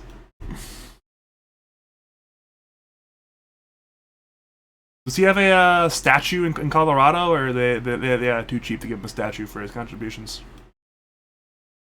He still lives in Quebec, so I highly doubt it. You should give him a statue. They gave Peyton Manning a statue, and he only brought Denver 1 ring in football. Patrick Waugh can bring them 2 rings. That's got to be a statue. Yeah, but you guys like football more than hockey. Yeah, but 2 rings are better than 1, sir. Yeah. It's the only rings that Colorado has, too. I mean, yeah, they haven't been in Colorado for much longer than that. They've been pretty bad for most of the time since, so it's not too shocking. Hey, there was that one time when Patrick Waugh became the coach and they finished 2nd in the league. I still don't know how that happened. Most of the time, be like, look at these sports players who become coaches and they're awful. For second last, Patrick Law shows up. They come second place. Man can play and coach, apparently. You look like these dudes who are really, really good at playing, and they usually suck as coaches, right? Look Yeah, at Wayne Wayne Gretzky. Gretzky was awful. Ted Williams is arguably the greatest baseball player ever. He's the awful, awful coach. A lot of these like NBA players who not the most cerebral guys, that are real athletic guys, end up becoming coaches. Like Jason Kidd's a good example. He was awful as a coach too. It happens a lot. I think there's one Washington Capitals, like, very like good Hall of Famer and stuff like that. And he like practically benched Ovechkin, and they made sure he was not the coach next year. Actually, I know the best example. There's a Hall of Fame player in American football called Mike Singletary. Played for Chicago Bears. He was a very good. I think it was either a middle linebacker or an outside linebacker, or a defensive, but not important. He was really fucking good. So he becomes the head coach of the Chicago Bears, and he's very bad at his job. They fire him. So he goes on, I think, to be an assistant coach on another team. He's bad. They fire him. So he goes to coach in college. Level down. Maybe you can adjust it out and be good. Even though he's a Hall of Fame player, big cachet name guy, sucks. They fire him. Goes to high school football. He has even though he's a high school coach, he's still pretty awful. He had like a 1-win season in high school, and then they fired him. They fired him from a high school? They fired him from high school. Hall of Fame player. They fired him from high school. All of my high school coaches were like volunteers or teachers. I mean, a lot of American football coaches are getting like at least $5-10 a year though. It's like an actual position, not like it's like a volunteer thing. I know for a lot of the assistant staff is like either unpaid or like lightly paid. Like the head coach for like a big football school is usually getting some decent money at least. See, my coach was for rugby, was our student services teacher. He used to be an English teacher, and we went all the way to ops. I'm trying to think how much my dad gets paid to coach high school hockey. Actually, I think it's like $2,300 a year. It's not much, but it's some, Yeah, my hockey coach in high school, I only played 1 year, my last year, because I was doing wrestling. Other than that, he was a short Italian guy. It was amazing. I later saw him. He was my history teacher as well. But I went to a bar like a year ago, before COVID hit. I guess a year and a half ago then. And I saw him walk in. He's wearing a fedora. I'm like, this man is amazing. Oh my lord! Like 5'4" Italian guy. So there's like some like 105, not 105. What would he be in kilograms? Like what, like a 45 kilogram weight class type guy? I don't know. Maybe he's probably 150 pounds. Guy that I mean, back when he was probably a wrestler, right? 'Cause he had to have wrestled in the past. He couldn't just be. Well, no, he's my hockey coach, not my wrestling coach. I mixed up my bad. Yeah, the reason why I only did hockey for 1 year is because I was wrestling all throughout high school. Is during the same time they don't let you do two sports at the same time. I mean, that's a high demand. That's a lot of concurrent practice schedules there. That's why I couldn't do indoor track and basketball, because obviously that would not have worked. So. Man, I remember wrestling during high school, and in grade 11 and 12, I was like a pseudo coach whenever our volunteer coaches weren't there, and it was only the teacher, because obviously he couldn't like coach a 50 kid team. So if anyone needed help, they'd always come up to me. Because in grade 12, I had like 12 years of experience of wrestling. I started wrestling when I was like 4, and I only took 2 years. You guys off. had 50 people on your wrestling team? How big was your high school? It was like 1,200 or 1,500. How did you guys get that how high a percentage of your school to become into wrestling? Because we're cool like that. What? We had more people try wrestling than rugby. Because rugby is like extremely dangerous. That's the sort of It's perfectly safe. I guess the sort of sport. It's like, hey, let's go run at the opponents. No whistles, no helmets. Just go get them. Oh, I mean, what do you need a helmet for? I'm not going to lead with my head. Yeah, Wait. Football players too.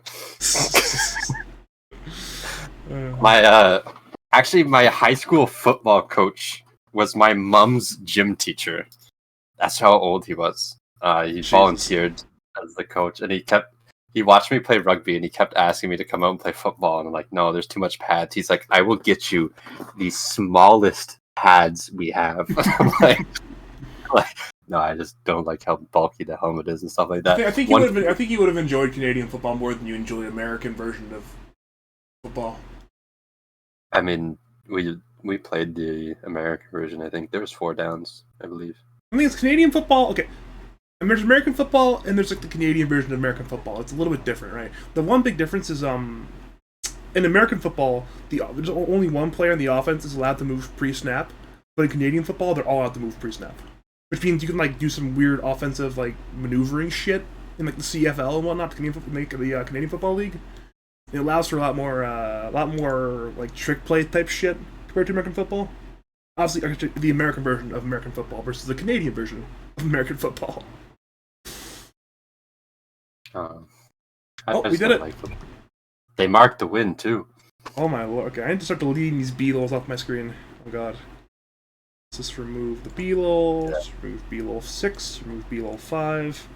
Remove B-lol 4. One guy asked me, he's like, "You play hockey, you wear pads. Why are you complaining about football pads?" I'm like, because I play hockey on ice with a frozen rubber thing coming like 60 to 70 miles an hour at my face. Yes, I'm going to wear a helmet. Not skating on grass here. Like, come on. We have blades attached to our feet. No, I think skating on grass would be a bit of a problem. It sounds like a real rough time. It's like we're not playing field hockey here. You don't see everyone in field hockey wearing pads. Actually, do they wear pads? I don't think they do. I think the girls did, but that's also girls field hockey. Yikes, Badger's sexist. No comment. There's different things like men's sports and women's sports, or like health stuff sometimes, you know. Oh yeah. OHL, Sarnia Sting drafted a goaltender in the 7th round who is female. Really? Yes. Fantastic. Stop the pucks. And people were like outraged, saying it's a contact sport. I'm like, yeah, you don't hit the goalie, you idiot. If you hit the goal, you're getting decked. Yeah, if you hit the goalie, you're gonna have hell to pay. 5 seconds. That's the other team's about. You're gonna end up in the hospital room if you hit a goalie. Doesn't matter the gender of the goalie. You hit the goalie, you're getting up in the hospital room. I've hit a goalie before, but the only person who tried to hit me back was the goalie. Everyone else just kind of looked at me. I dropped my stick. I was ready to fight somebody, and just like everyone just looked at me, and I just got up and picked up my stick. I'm like, okay, never mind. I'm good to go. Apparently. All right, I'm dropping gloves. Who am I fighting? It's like, oh, no one wants to fight me. Okay, I guess I'll just play hockey instead. Yep.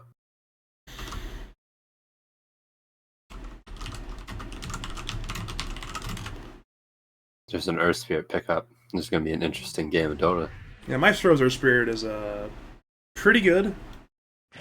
Like, actually pretty genuinely good, so it should be fun to watch. This is mid Earth Spirit. No, there's no way, right? I don't think so. Yeah. Radiant actually pick up the Luna. Same bands so far coming up from both teams. Yeah, I'm a little shocked they picked the Luna at 8, but you know what? Maybe they just want the Luna. I'm assuming they're going to ban out, like Terrorblade with this next ban, just to make sure they don't have the TP Luna matchup, but... They're going to pull a Guam and play Luna 4, and then still win the game. Sounds awful. He won that game. I don't care who won the game, it still sounds awful. I think this PL is the only differing ban from last game. Well, we actually have some viewers still? No way. I'm shocked. We were sitting in the lobby for like 25 minutes. We still have viewers. No way. That was my one chance to interact with the chat too, and nobody said anything. Very sad. Yeah. Okay, so the only differing ban from last game was instead of a Lena ban, they banned PL. Yeah, it's wouldn't be shocked if Slendy ends up playing Lena then, because his Lena is actually Is it Slendy or Breezy who has a super sick Lena? Slendy, right? 5 seconds. No, Slendy plays it very well. I think Breezy plays it well as well, though. I think they both do, but I know Slendy is known for it. I know Slender. one of them is really known for playing Lena, and it occurred in the Apes, Imps, and Lilies of the series. I just forgot which one was the Lena player. Yeah, it's Slendy. I just don't know if Breezy does it as well. I know Breezy plays a lot of Hoodwink, Ember, and Void Spirit. But we actually see a Tide 10 Hunter come seconds out. remaining. I think that's a bit of a flex because I think Joker's Fist is willing to play at 5. 5 seconds remaining. Although Four. I'm not. Wait, Joker's, wait, they move Joker's Fist back to 5 then? Well, I don't know if they are or not. That seems like another odd situation to swap again with roles. Their pause 5 player playing Abaddon didn't have any Dota Plus levels on Abaddon whatsoever. And maybe he So- doesn't have Dota Plus. My esteemed colleague Killer Karate does not have You can it. still hit level 5, can't you? I have no idea. I have Dota Plus. You could either hit like 3 or 5. So that means you just never played Abaddon since then. Oh dear. That's not good. I think at this point though, is Syke Plus, but I don't think that was a problem. Syke is like mathematically eliminated from playoffs at this point, right? Or is it possible that they run the table, they go 6 and 8, and then they would need luck, right? Alright, so right now, in order to make playoffs, technically you only need 4 points. Okay, so technically they could go Actually, run they the would table. need 5. They would need 5 points because we have the head-to-head against them, and we're the Toxic Tacos are the one currently in 5th. Okay, so that means Tied, dudes. they really realistically need 3 wins to even have a shot at playoffs. 5 and 9 Remaining. is not going to do it given the tiebreaker situation. So I think they need at least 2 wins. I'm pretty sure. It also depends on. So if the Toxic Tacos don't win a game, and let's say 5 average dudes don't win a game.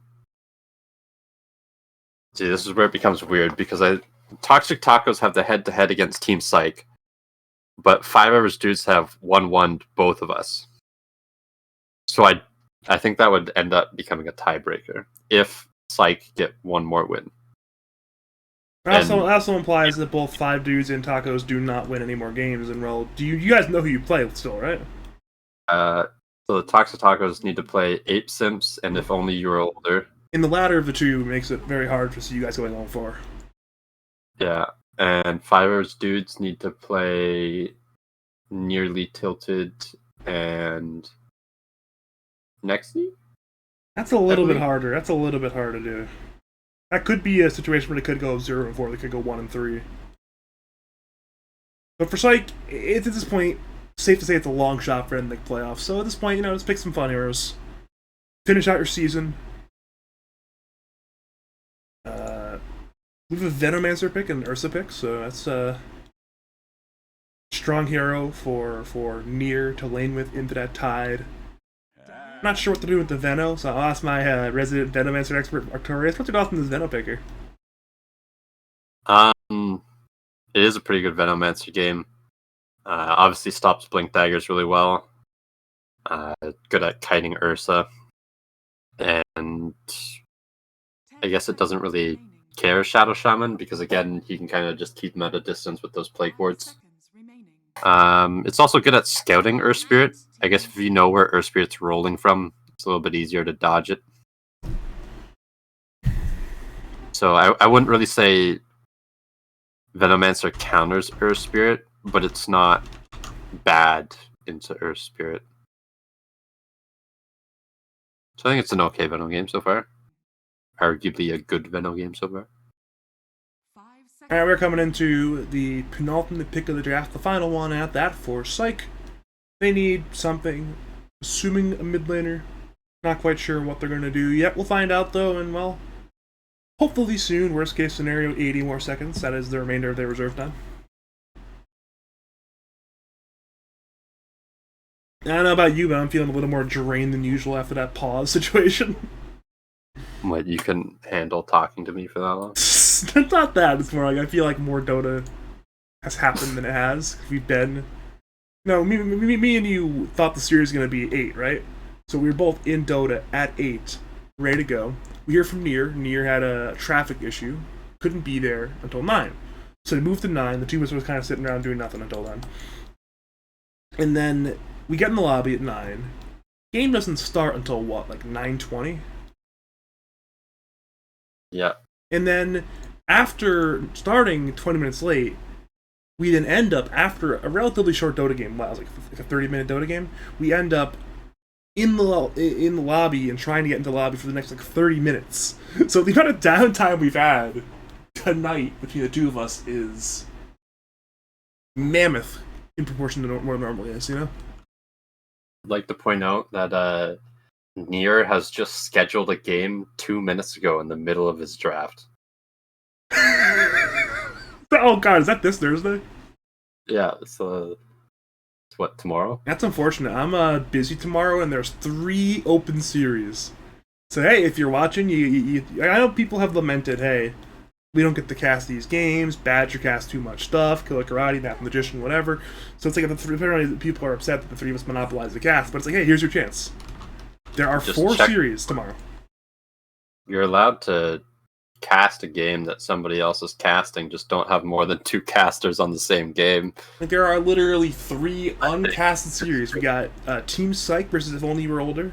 That's a low value. That's a low stakes series. If you want to try casting for the first time.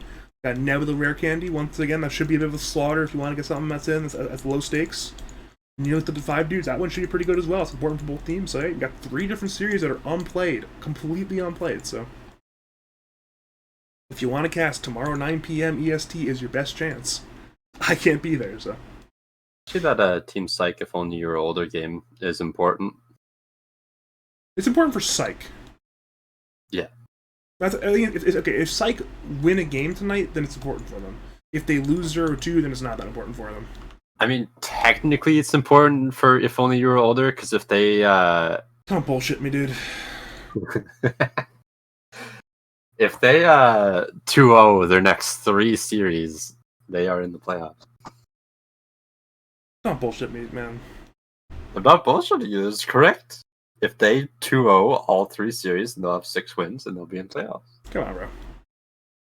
Looking at the actual... Luckily, things have progressed. Looking at the actual Dota at hand. You're just Spirit picked. think the team's bad because they told you to kill yourself. I don't think they're bad because of that. I think they're bad because they're bad at Dota. I like Sawyer Green. I like Nacho Man. I think they're decent players, but the team is just objectively awful. Look at the 2 drafts, though. Do you prefer either of the 2 drafts? I didn't even see the last 2 picks. I It was wasn't paying Lena and it attention. was Void Spirit. Void Spirit for the side of Team Psych, and the Lena for Slendy. So obviously, Lena, very good hero, well played very well by Slendy at least. It is a bit of a counter to Venomancer, as you can just hit the wards. However, I think this is also a pretty good Earth Spirit game. Not Earth Spirit game, Void Spirit game. It's good against Lena, I guess, but there's just 3 instant stuns. Yeah, it's going to be a game where you're going to have to buy some defensive items on Void Spirit. It might be a Yules and a BKB. Maybe you just buy the Aeon disc. It's going to be something, though, just to keep that man alive. It's going to be a hard situation. I mean, it's not going to be a great lane either. Obviously, Fury picked it 20 and had to play a 23 mid laner into Slendy's 24 Lena, so it's just... Well, good luck. To me, that's odd, though, because, like, Seconds to battle. I guess the only real hero that Void Spirit seems good against is the Lena. So the hero that they picked the hero that it's good against was the one that was picked after it was picked. I'm sure a lot of mid laners are banned. I'm not going to bullshit you. I wasn't paying much attention to the bans there, but I'm sure a lot of other mid laners are banned there. Alright, both teams are running at runes. Joker Cyst is on a journey. Jay, though, will grab the one bottom for now. There's a LSA from Slendy, but the rune still went there. Dantel actually is there onto Coral as well, but he's playing a 5 Tide Hunter, and he will be completely fine. Looks like it'll be, she's an LSA on the Joker's Fist, but he had the Impale on too. Looks like it was 3 runes, though, for the side of the Dire, and if it was not for Joker's Fist grabbing this rune here, it would have been a 4 for 0 situation, so. Yeah.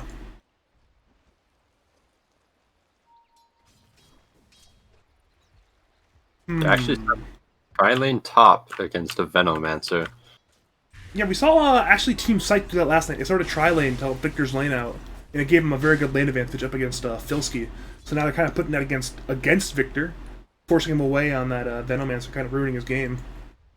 Obviously, on the flip side, Jay is a bit suffering there on that DK. Had the salve already, even had the last bit of the salve cancelled. Nyx was gone on by Hype and Maestro, but he should be fine, right? Impale's there on 1, but he'll just walk away. Seems like a bit of a weird start, though, because, like, DK can't really recover too well, but Venomancer can. He can just farm jungle with wards. Alright. Ooh, that's actually a very good 3-man Impale. The Ravage! Where's the follow-up? Well, the other Ravage's bottom lane is not level 6 yet, so... I mean, just put your point into it. Just skill it. No, it should be alright. He should have skilled Ravage on Tide. You know, it's like, why don't people skill their ultimate first? It's their best ability. So, like, I mean, not everyone can be 7K like you. You know, the brain power's not there for him to press the button like you can. You know. Unironically, I would not take Magnetize level 1 on their experience. Probably not. No, why would you? It's a lot of damage, but it's terrible. And it's on cooldown for like 4 minutes. Skilling Eclipse too would be a waste of time because you don't have Lucent Beam. Hey man, it makes it nighttime. If you have Night Stalker on your team, you can be very fast. You know, it's like the Stampede effect. Night Stalker. You just have a Coddle on your team, you take Phoenix ulti first, level 1. It's like, yes! It's light! Go get him! Give back unrestricted vision during the daytime for Coddle, come on. Yeah, wasn't broken at all. Shut up, Coddle players. We're clearly losing it mentally right now. We've clearly lost it. I'm not a Coddle player, it's no longer my most played hero.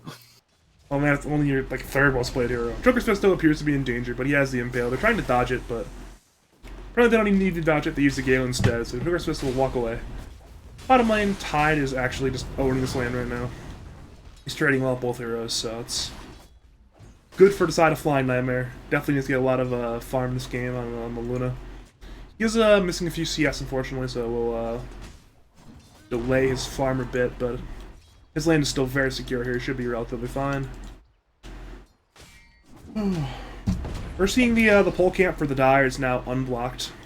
They can't pull, or on the flip side, or Carson, it's still there. Saw some kind of thing die in the camp area, but apparently, oh, there it is. Okay, now Radiant are trying to block everything, apparently? Okay, they're unlocking their pole camp, and they're remaining a block here. Okay, that's cool. Fun times. Hype may be in danger top lane, though. Impale is there, but there actually is a follow-up. Victor backed off a little bit. Shackles are now there. Nier is coming in there with those Fury Swipes. It goes in with the Earth Shock. The Gale is there from Victor. Slows up Nier. I don't think he gets the skill. Bottom lane, meanwhile, Gush is used on Maestro, but he is rolling 12. He'll simply walk away. Tail is there on Bud Luna, but Luna appears to be fine as well. Somebody might die eventually. Breathe Fire is there on 2-2, but Luna is still walking. Maestro is still walking. Both of them will escape death for the time being, so the Sweet Embrace of Death will hit neither of them until later dates. Fundy actually went in and took both bounty runes from his own side of the map and the enemy side of the map. It's a little interesting. I mean, you can see in the CS chart he suffered a little bit for it, but for the team, probably worth it. You get a lot of gold there for your side laners. Especially given last game with what Joker's Fist did, grabbing bounties. I think it makes sense to keep it on your minds.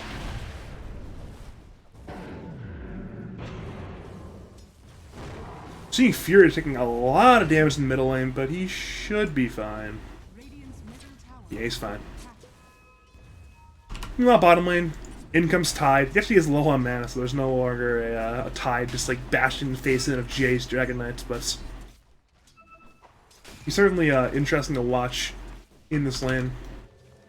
Cruise Spirit going top. Yeah, there's a kill attempt there into Victor. Roll in is there from Maestro. Now in comes the kick on the stone, but there's a good one-man impale onto Nier. So once again, the follow-up simply is not there in time. They actually might go for a shackle now. They will not instead. So it's Nier moving to the pole camp, hitting creeps. Bottom lane, creep hitting. Middle lane, creep hitting. If you're a fan of unrestricted creep hitting, this is your game. I love unrestricted creep hitting. Smile. I'm sure you do. Okay, there's something. Shackle is there. In comes the roll from Maestro, but Joker's Fist is actually completely fine. The kick is there, but the Impale is huge on two. Slendy's coming in with the Dragon Slave from long range, but he's not in range. Joker's Fist actually will lose the Courier, but the Tranquil Boots were delivered. So it's nothing too consequential for him to lose that one, but it is technically the first thing to die this game. That is not a ward or a creep, so that is cool. Radiant's Hasn't even been Observer Voice dewarded, I think. It's just only been sentries. Seems right to me. Oh, there's one Observer that died. Okay. Top lane, though, both supports on Dire are once again there. Victor, though, has some wards placed up. Roll is there on Burger's Carapace was used and well. Yup, we're just chilling. We're just, making the death have a fun little creep hit in time here. Speaking of hitting creeps, Luna is now in the jungle, opted to go for the treads. Not the Mask of Madness as her first item, but she is hitting this, stacked medium camp nonetheless with that. Only 2 points in Moonglaves. Apparently only needs 2 points in Moonglaves. DK obviously is not in the position yet to push in the tower, does not have 6 yet, so...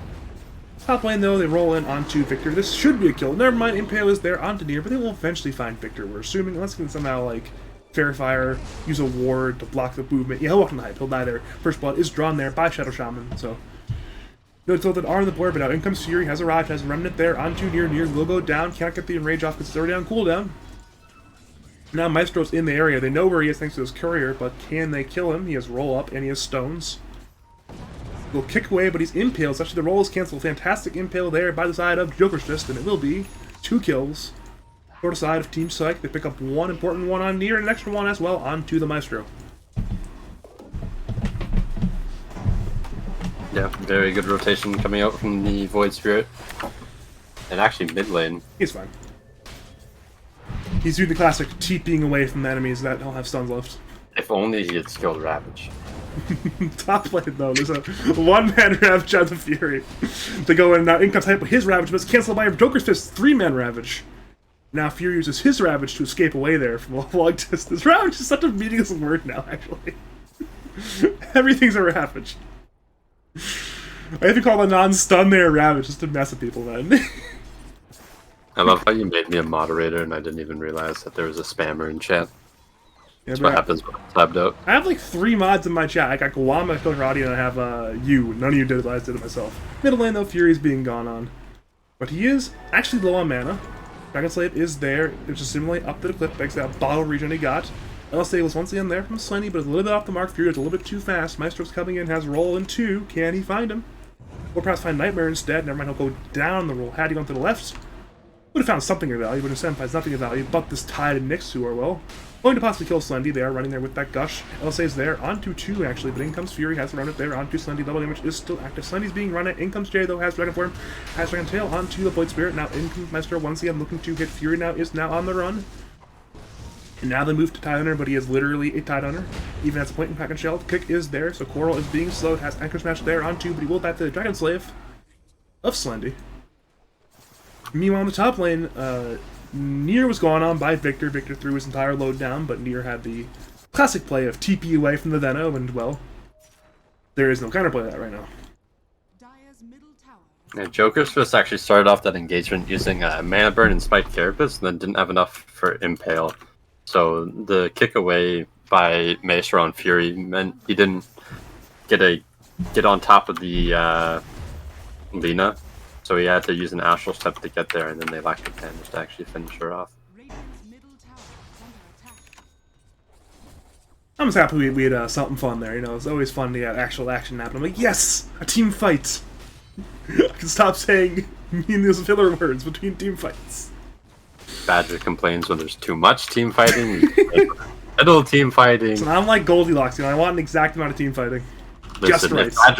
if Badger's casting your game, you better get your damn team fighting amounts correct, or he's gonna rage at you. Okay, top lane roll is there, and Focus Fist Kick is there as well. In comes Nier, has the end range, needs one more hit, or perhaps the Urn will get it. No stick is there, but down goes Focus Fist, takes down the Urn of Maestro. And now Hex as well from Hype onto Victor, but Shackles, well, are not used. Maestro and Nier are both running away, they are both taking down a little bit to that Poison Sting, and now in comes Fury, they will go into Hype. Both steps were used, Remnant is used, Gale is used. Shaman puts down a Shackles and a Hex, and an Ether Shock just for fun, but, well, there is no escape for that man, he goes down there. This time that's a kill for Victor, and Maestro will simply TP away to the middle lane to experience, perhaps back up his Slendy Gamer, who is taking the T1 tower mid, though bottom lane, there is a congregation of Radiant Heroes. They are looking to counter out this DK bottom, who has Dragon Form activated in the siege units. Now Victor has arrived with Joker's Fist. Coral is there, has Gush and Anchor Smash near though. Oh, the Impale was missed. Dragon Tail is there on Tide, and Dire appear to be walking on away, though Nier might not be able to walk away. He is stunned by the Carapace, he is galed by Victor, he's trying to fight the well. Actually has the Earthshock, but he's being slowed once again. Gush is once again there, and down goes Nier. Meanwhile, in the top lane, Fury gets the tower. Back to bottom lane, they're still fighting. Joker's Fist is tanking.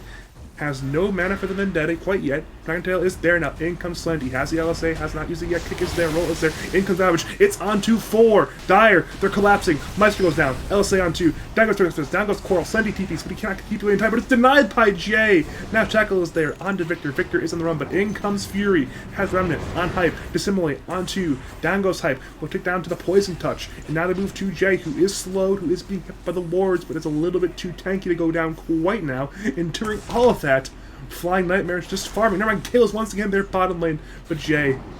Actually, it's a TP canceled by the Remnants.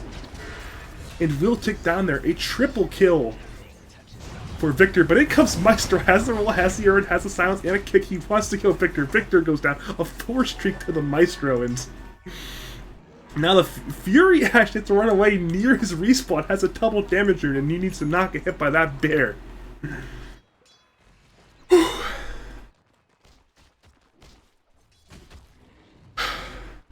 Well, you're complaining about no action. It's like they might have heard it, they're just here to spite Mika, right? Let's just throw all the bodies if one team fights. See, though, Badger, this is why you skill Ravage. A beautiful Ravage there just turns the team fight. Why don't you just skill it sooner? I don't get it. I mean, he's learned how to skill Ravage. Just set the analysis you're gonna get. After all that team fighting. Okay. What else do you want me to say? I don't know. I'm talking about like Hype in the team fight. You use like Shackles or something. I don't know, man. He dies again as well as the Coral and Fury. He walked up high ground into Gush and the Remnant, but that's not my job to tell you people what happened. That's your job. You want me to say the real winner of this fight was Luna because she was on the other side of the map. I even referenced that in the fight before. I thought the fight was over. I was like, oh yeah, Luna's just farming. And they just went on to Jay with the Gale under tower. I'm like, alright, the fight's still happening. So they even know that Luna is farming groups. By the way, she's #1 net worth as it currently stands. Whew, okay. Okay. Also, I guess the one thing I can point out is because of the tri lane and DK being dual lane for the first little bit, he's looking to pick up a 14-minute blink dagger. However, the Venomancer already has a full urn and is about halfway done his Force Staff. So obviously Venomancer, the faster farmer than DK, doesn't really matter that his lane gets pressured a little bit earlier on. He can still recover a little bit faster. it's all those things where this team clearly has talent. They're putting together this game. You know, like Victor's having a great game. Flying Nightmare farming really well right now. And they actually might even find Maestro with that Vendetta on Joker's Fist. They know he's there, but can they get the abilities hit? I don't think they have enough damage. Earth Spirit, one of the highest strength games in the game. Cool hero. It's a lot of health. Radiant's top tower is under attack. He might just go though at the end of that Vendetta, perhaps. Perhaps not. Perhaps yes. Okay, perhaps not. Victor's on his way over. Oh, Joker just shows underneath the ward. Sentry is finally placed. LSA is there, Laguna is there, but in comes the Poison Nova, it's onto 3, Dragon Tail is there, onto Coral, in comes Maestro, has Magnetized, hits on 2, down goes Hype to Fury. Wards were placed, but they were in a little effect. Now in comes Ravage, hits only on 2-2, but it's a good, actually he hits to 3 technically, it's a good 3-man Ravage. But Victor dies, Jay is low, he'll tick down, they could have to die, and this time Maestro rolls away, but should tick down to that Poison Sting. Now Slendy's being run at. Gush is there. He tries to TP. Can he get away in time? Barely. And now in comes Nier. He's protecting his Shaman's wards. Has the Enraged Remnant is there from Fury, but he's still fighting on Nier. Gush is there to just kite him around and help the Radiant to walk away, perhaps double down back. Mid T1 is dead. Nier is still fighting. Urshock's in, and Radiant looks for the Tide. Tide needs one more hit though to die. Salve is used by Tide, delaying that kill. And now is another Gush onto Nier. Ink is lower power, but he's taunted by Fury. And now Nier is an angry bear. He's fighting. Dissimulate is there, but he'll ask us up away, and Artorius just has respawned into the fight. He's on Nier. Vendetta's there. Impale's there. It's on one, but it's huge. Now this Carapace reflects the LSA, but in comes Shackles from Hype. In comes Jay. Dragon Tail is there. Joker just dies for the second time this team fight. And this is a lot more fun than the laning phase. I will say that. Yeah. There's actually a really good use of resources by the Radiant there. Kind of just baiting Nier around a little bit, getting him low, and recognizing that Joker's Fist is on the way. Alright, well once again, return to our regularly scheduled brawling. Roll was missed, but kick was there on 2, but now Maestro is being kited. Spirit Vessel is fully finished, and it's just hitting this man. Can Jay deny? No, he sticks! But they still deny anyways. So they actually messed up the deny coordination on that one, but it didn't matter. They really wanted Maestro to die, so they made sure he died. Yeah, he only has 3 points in Rolling Boulder, so instead of that 4-second cooldown, probably would have allowed him to get back out. Instead he has an 8-second cooldown can't. Although, this is the correct skill build, at least from what I've seen of Earth Spirit. I'm pretty sure that is what Crit builds as well, where you max the kick. So it's understandable that he only has 3 points in Rolling. Not saying that's a bad thing, I'm just saying that's why he died. But I'm pretty sure the Venomancer's still okay with that. That was his last Spirit Vessel charge, so he gets 2 back there, even though it is a deny. Well, our good old friend Roshan is dead, once again by the hand of Nearly Tilted, though this time they certainly wanted Roshan more than last game. They have the Ursa. Very big Roshan taker. They'll get it pretty early, minute 17. They'll have it until minute 22, though. Not sure how many buildings they can kill with it. They only have killed one tier 1, so perhaps they might go for another tier 1 top, another tier 1 bottom. Perhaps even a tier 2, if they can get the right momentum with the Dragon form. To be determined. We'll have to see. Radiant's top tower is under attack. I feel like they Goodbye, definitely... Tide. Just keep talking. Actually, never mind. There's actually a big fight happening. Quarrel is dead. Now in comes Gale, but Slendy is very fast. Now in comes Joker Fist. Vessel is there. Onto Lina. LSA is there. Onto Victor. They roll and they want to kill this Veno. Magnetize is there. He goes down. Slendy, though, is low, but dies instantly of Fury. Jay is still fighting, but in comes Nier. They want to get this Void Spirit, who's both of his remnants. Or sorry, both of his astral steps, I should say. But they cannot get to him in time. Dissimulate is there. Is there Dragon Tail in time? No, he's another step up. But in comes Maestro. Has low mana, though, so cannot pursue Fury. And as that happens, Flying Nightmare appears to try to get a soul kill on Hype. War Trap was there, but he will kill it. Now in comes Eclipse. Maestro's in danger, but in comes Jay. Has a Blink Dragon Tail there, bottom lane onto the Luna. Luna's in danger. Roll comes in. Flying Nightmare is stunned, but in comes Ravage. They're on 2. In comes Fury. Hits 2 with the Resonant Pulse, and down goes both. It's a 3-for-0 in the bottom lane. It's fantastic. Across the map, for the side of Team Syke. All of these man's ravages have been perfect. It's like, you were roasting the spam for not skilling Ravage early enough. He didn't have Ravage level 4, what the hell? He skilled it in time.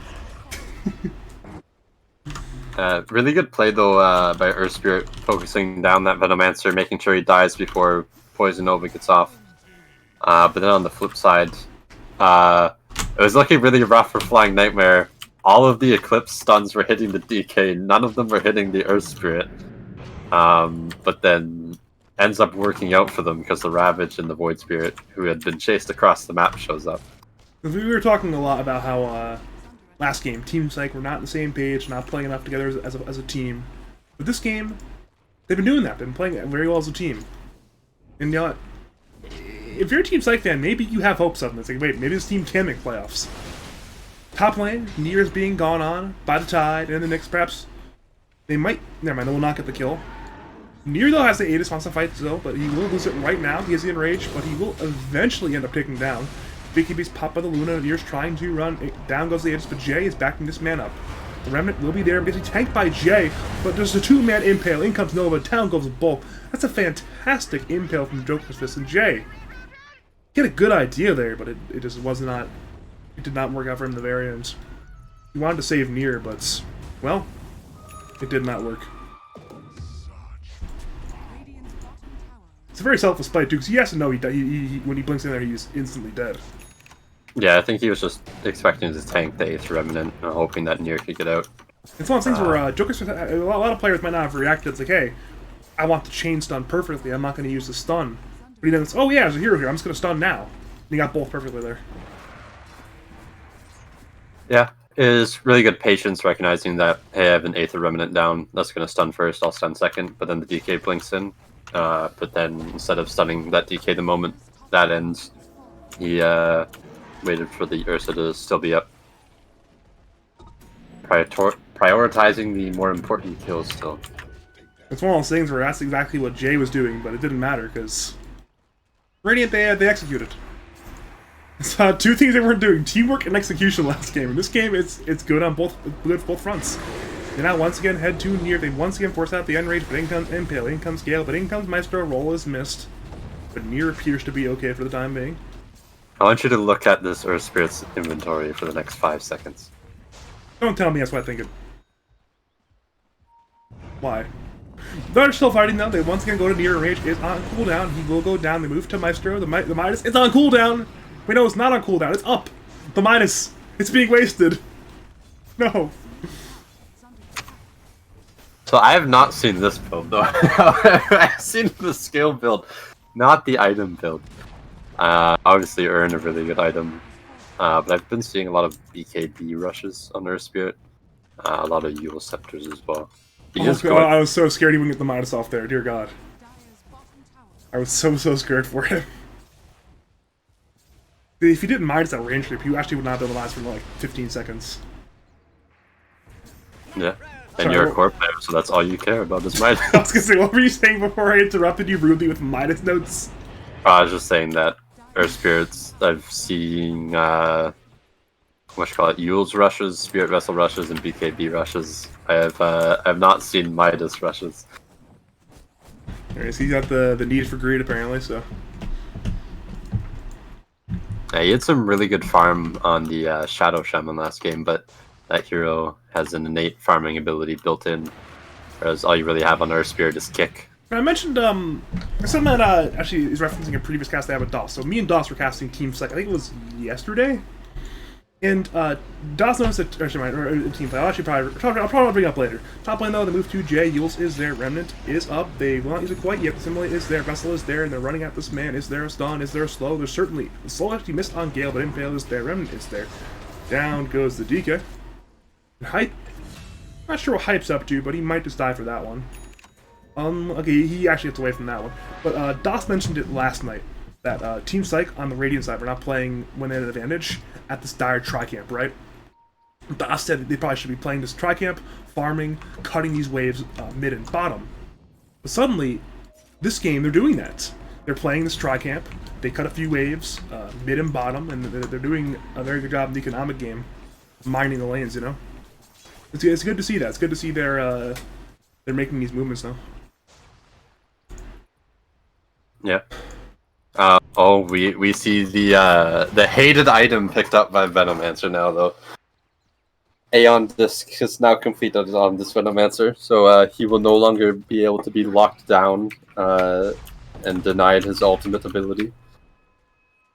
You know, you say the word hated item, I did not pick up what that meant. I was like, did he buy an SNY or something? Apparently I hate a lot of items. Maybe I hate too many the other things. item you hate. Oh, I also hate it. Oh, it looks like Tidehunter is going to be gone on here. this is Space Creation. I don't care if he dies. He's a 5 He support. knows. They're gonna commit. They're really committing 4 heroes right now to find him. They're gonna eventually get him. That's Space Created right now. And if they somehow find Nier, they will not find Nier. But look at It's Radiant. on- Look where they're playing. They're just playing here. This is beautiful. You actually see his own team tip the Tidehunter, knowing that he was making the correct play and making space. is under attack. Because usually like a Tide dies. It's an offlane. It's kind of a big deal, but it's not. It's a 5 support. This man's life is kind of meaningless right now. Well, it is still important because Ravage is off cooldown, so it does give the Dire some breathing room, knowing that, sure, if we stay together, they're probably not going to team fight us. They're probably going to only look for pickoffs on the Radiant right now and farm. But the moment their tide's up, they're going to come right back and look for that team fight. So Dire need to be careful again. You play a good bit of Nyx, right? You're aware of the item builds in the hero? Yeah. I want you to rate Vickers versus item build this game. I haven't seen this one before. I'm not really aware too much of pro meta. I don't watch a lot of pro. Like, I'll watch majors and stuff.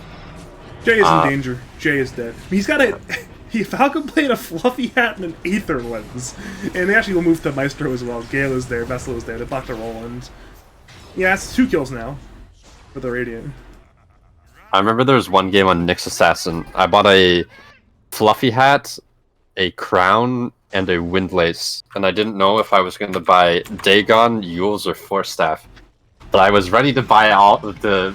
I ended up buying all of them, but I had them all ready to go. All I needed to buy was the Staff of Wizardry and the remaining items. I haven't seen this Falcon Blade. It is good for mana regen. It is quite expensive, though. I typically just go Ring of Basilius on this hero.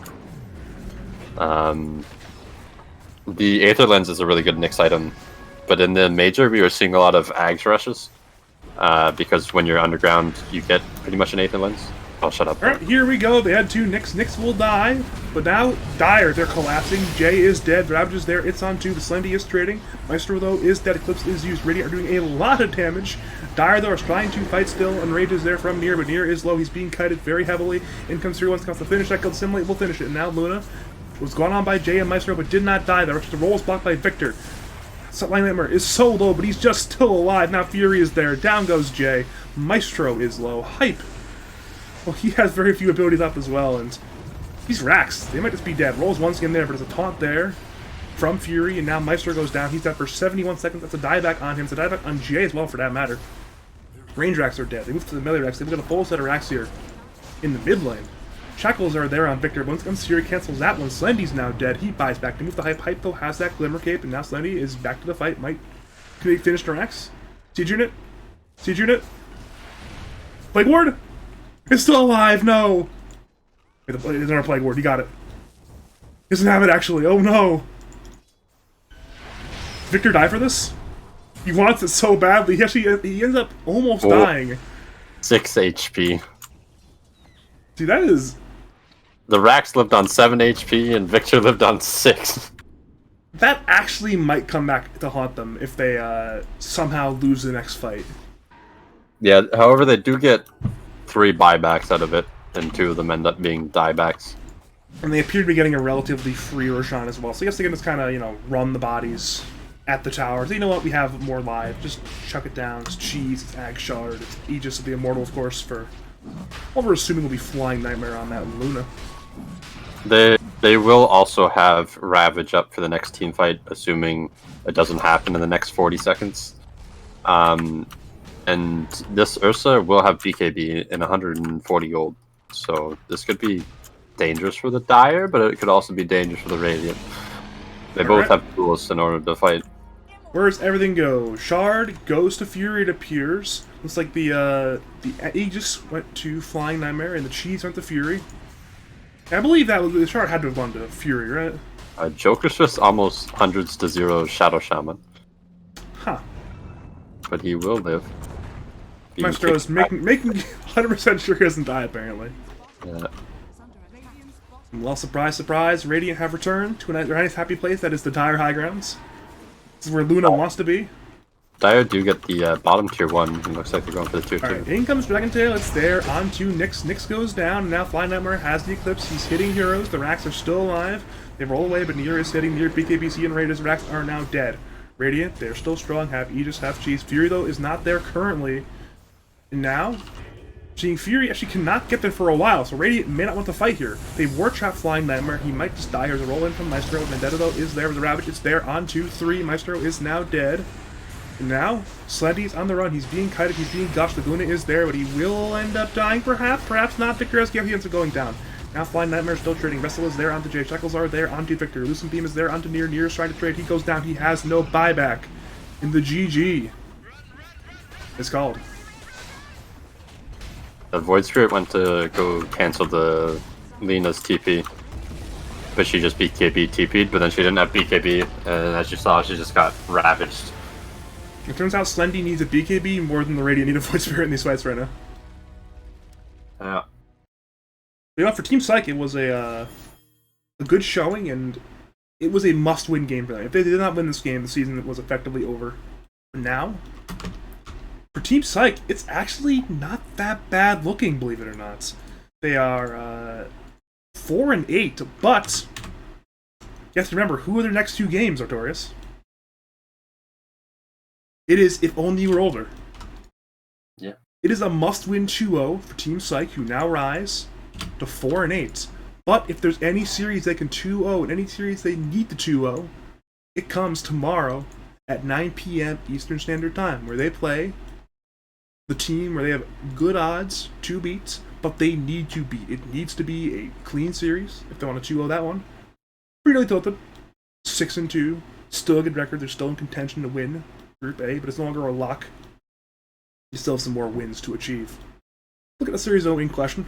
For game 2 there, what adjustments did Syke make to allow them to win that game with such ease? I think they played the map better. They had a bit more active ganking wise mid laner. Like it didn't look like a great Void Spirit game, but it didn't really matter because all the Radiant needed was just this active mid laner to make space for this Luna, and that's exactly what he did. He just played around the map, ganked lanes. It didn't matter which lane he went to; there was always kill potential. With the Tidehunter being there and the Luna, that was plenty of enough damage. The Nyx and the Veno was enough damage, and even sometimes the Nyx would go bottom and help kill the DK. So him being there was a damage input and catch potential. So they were able to find these pickoffs around the map. As you see, he has 16 assists and 8 kills. So he was just really allowed to run around the map, and this Luna got a lot of farm because of it.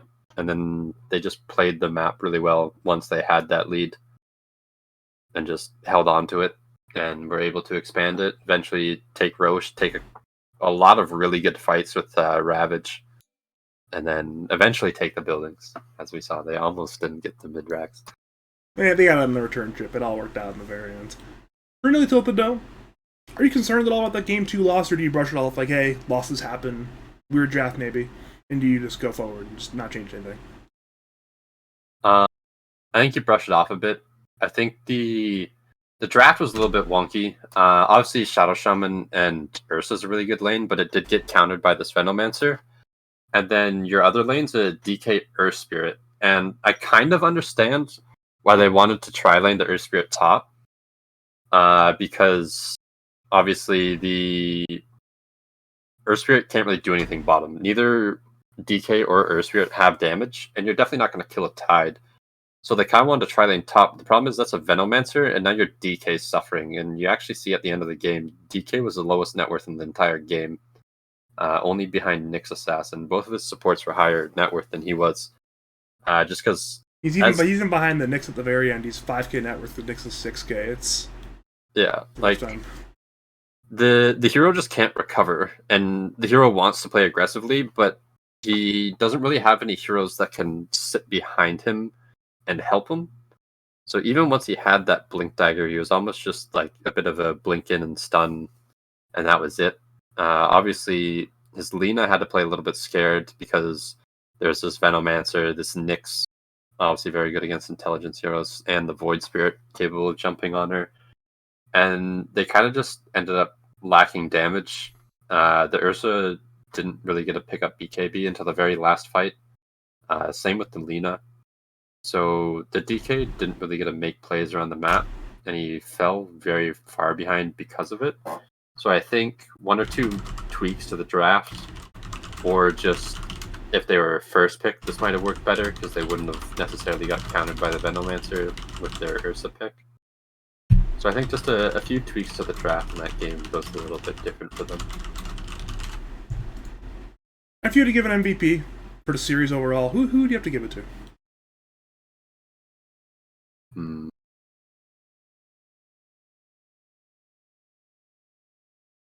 I'd say that's actually tough for a series overall. I'm trying to remember the first game.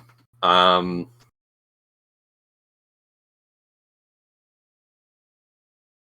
guess I'd have to go with Fury. I think he had like game one. His team was behind and they did lose, so probably doesn't look like that great of a game for him. But he had quite a bit of farm on that SF. He had a BKB, he had a Blink, he had a Yules, and he had a Refresher. And then in game two, he just popped off, gave his team a whole crap load of space, made a whole bunch of plays around the map, and played very active and did really well. Yeah, one other thing you could mention is Tail of the series is pick Luna apparently. Apparently, yeah. Apparently he picked Luna win game. Regardless, though, any more final analysis before I go into my usual outro shtick? The real winner of the fight is the hero that's not there in farming. Sorry. Yeah, applied in game 2 to Flying Nightmare, that's for damn sure. Game of Ages. We saw a lot of 9-man fights, and the birth of Luna's wasn't there, and well, Luna benefited from that one clearly. But do you have any final words, shout-outs, call-outs to say to the people of League of Lads and twitch.tv/Badger Pablo? No. Alright then. Thank you for tuning in. This is actually pretty competitive 1-1 series between Team Syke and Nearly Tilted. My name is Badger, joined by the one and only Artorius, and if you enjoy my casting, if you want me to cast your games, cast your tournaments, you know where to find me. It's on Discord. It's Badger number 5713. And as always, have a great night.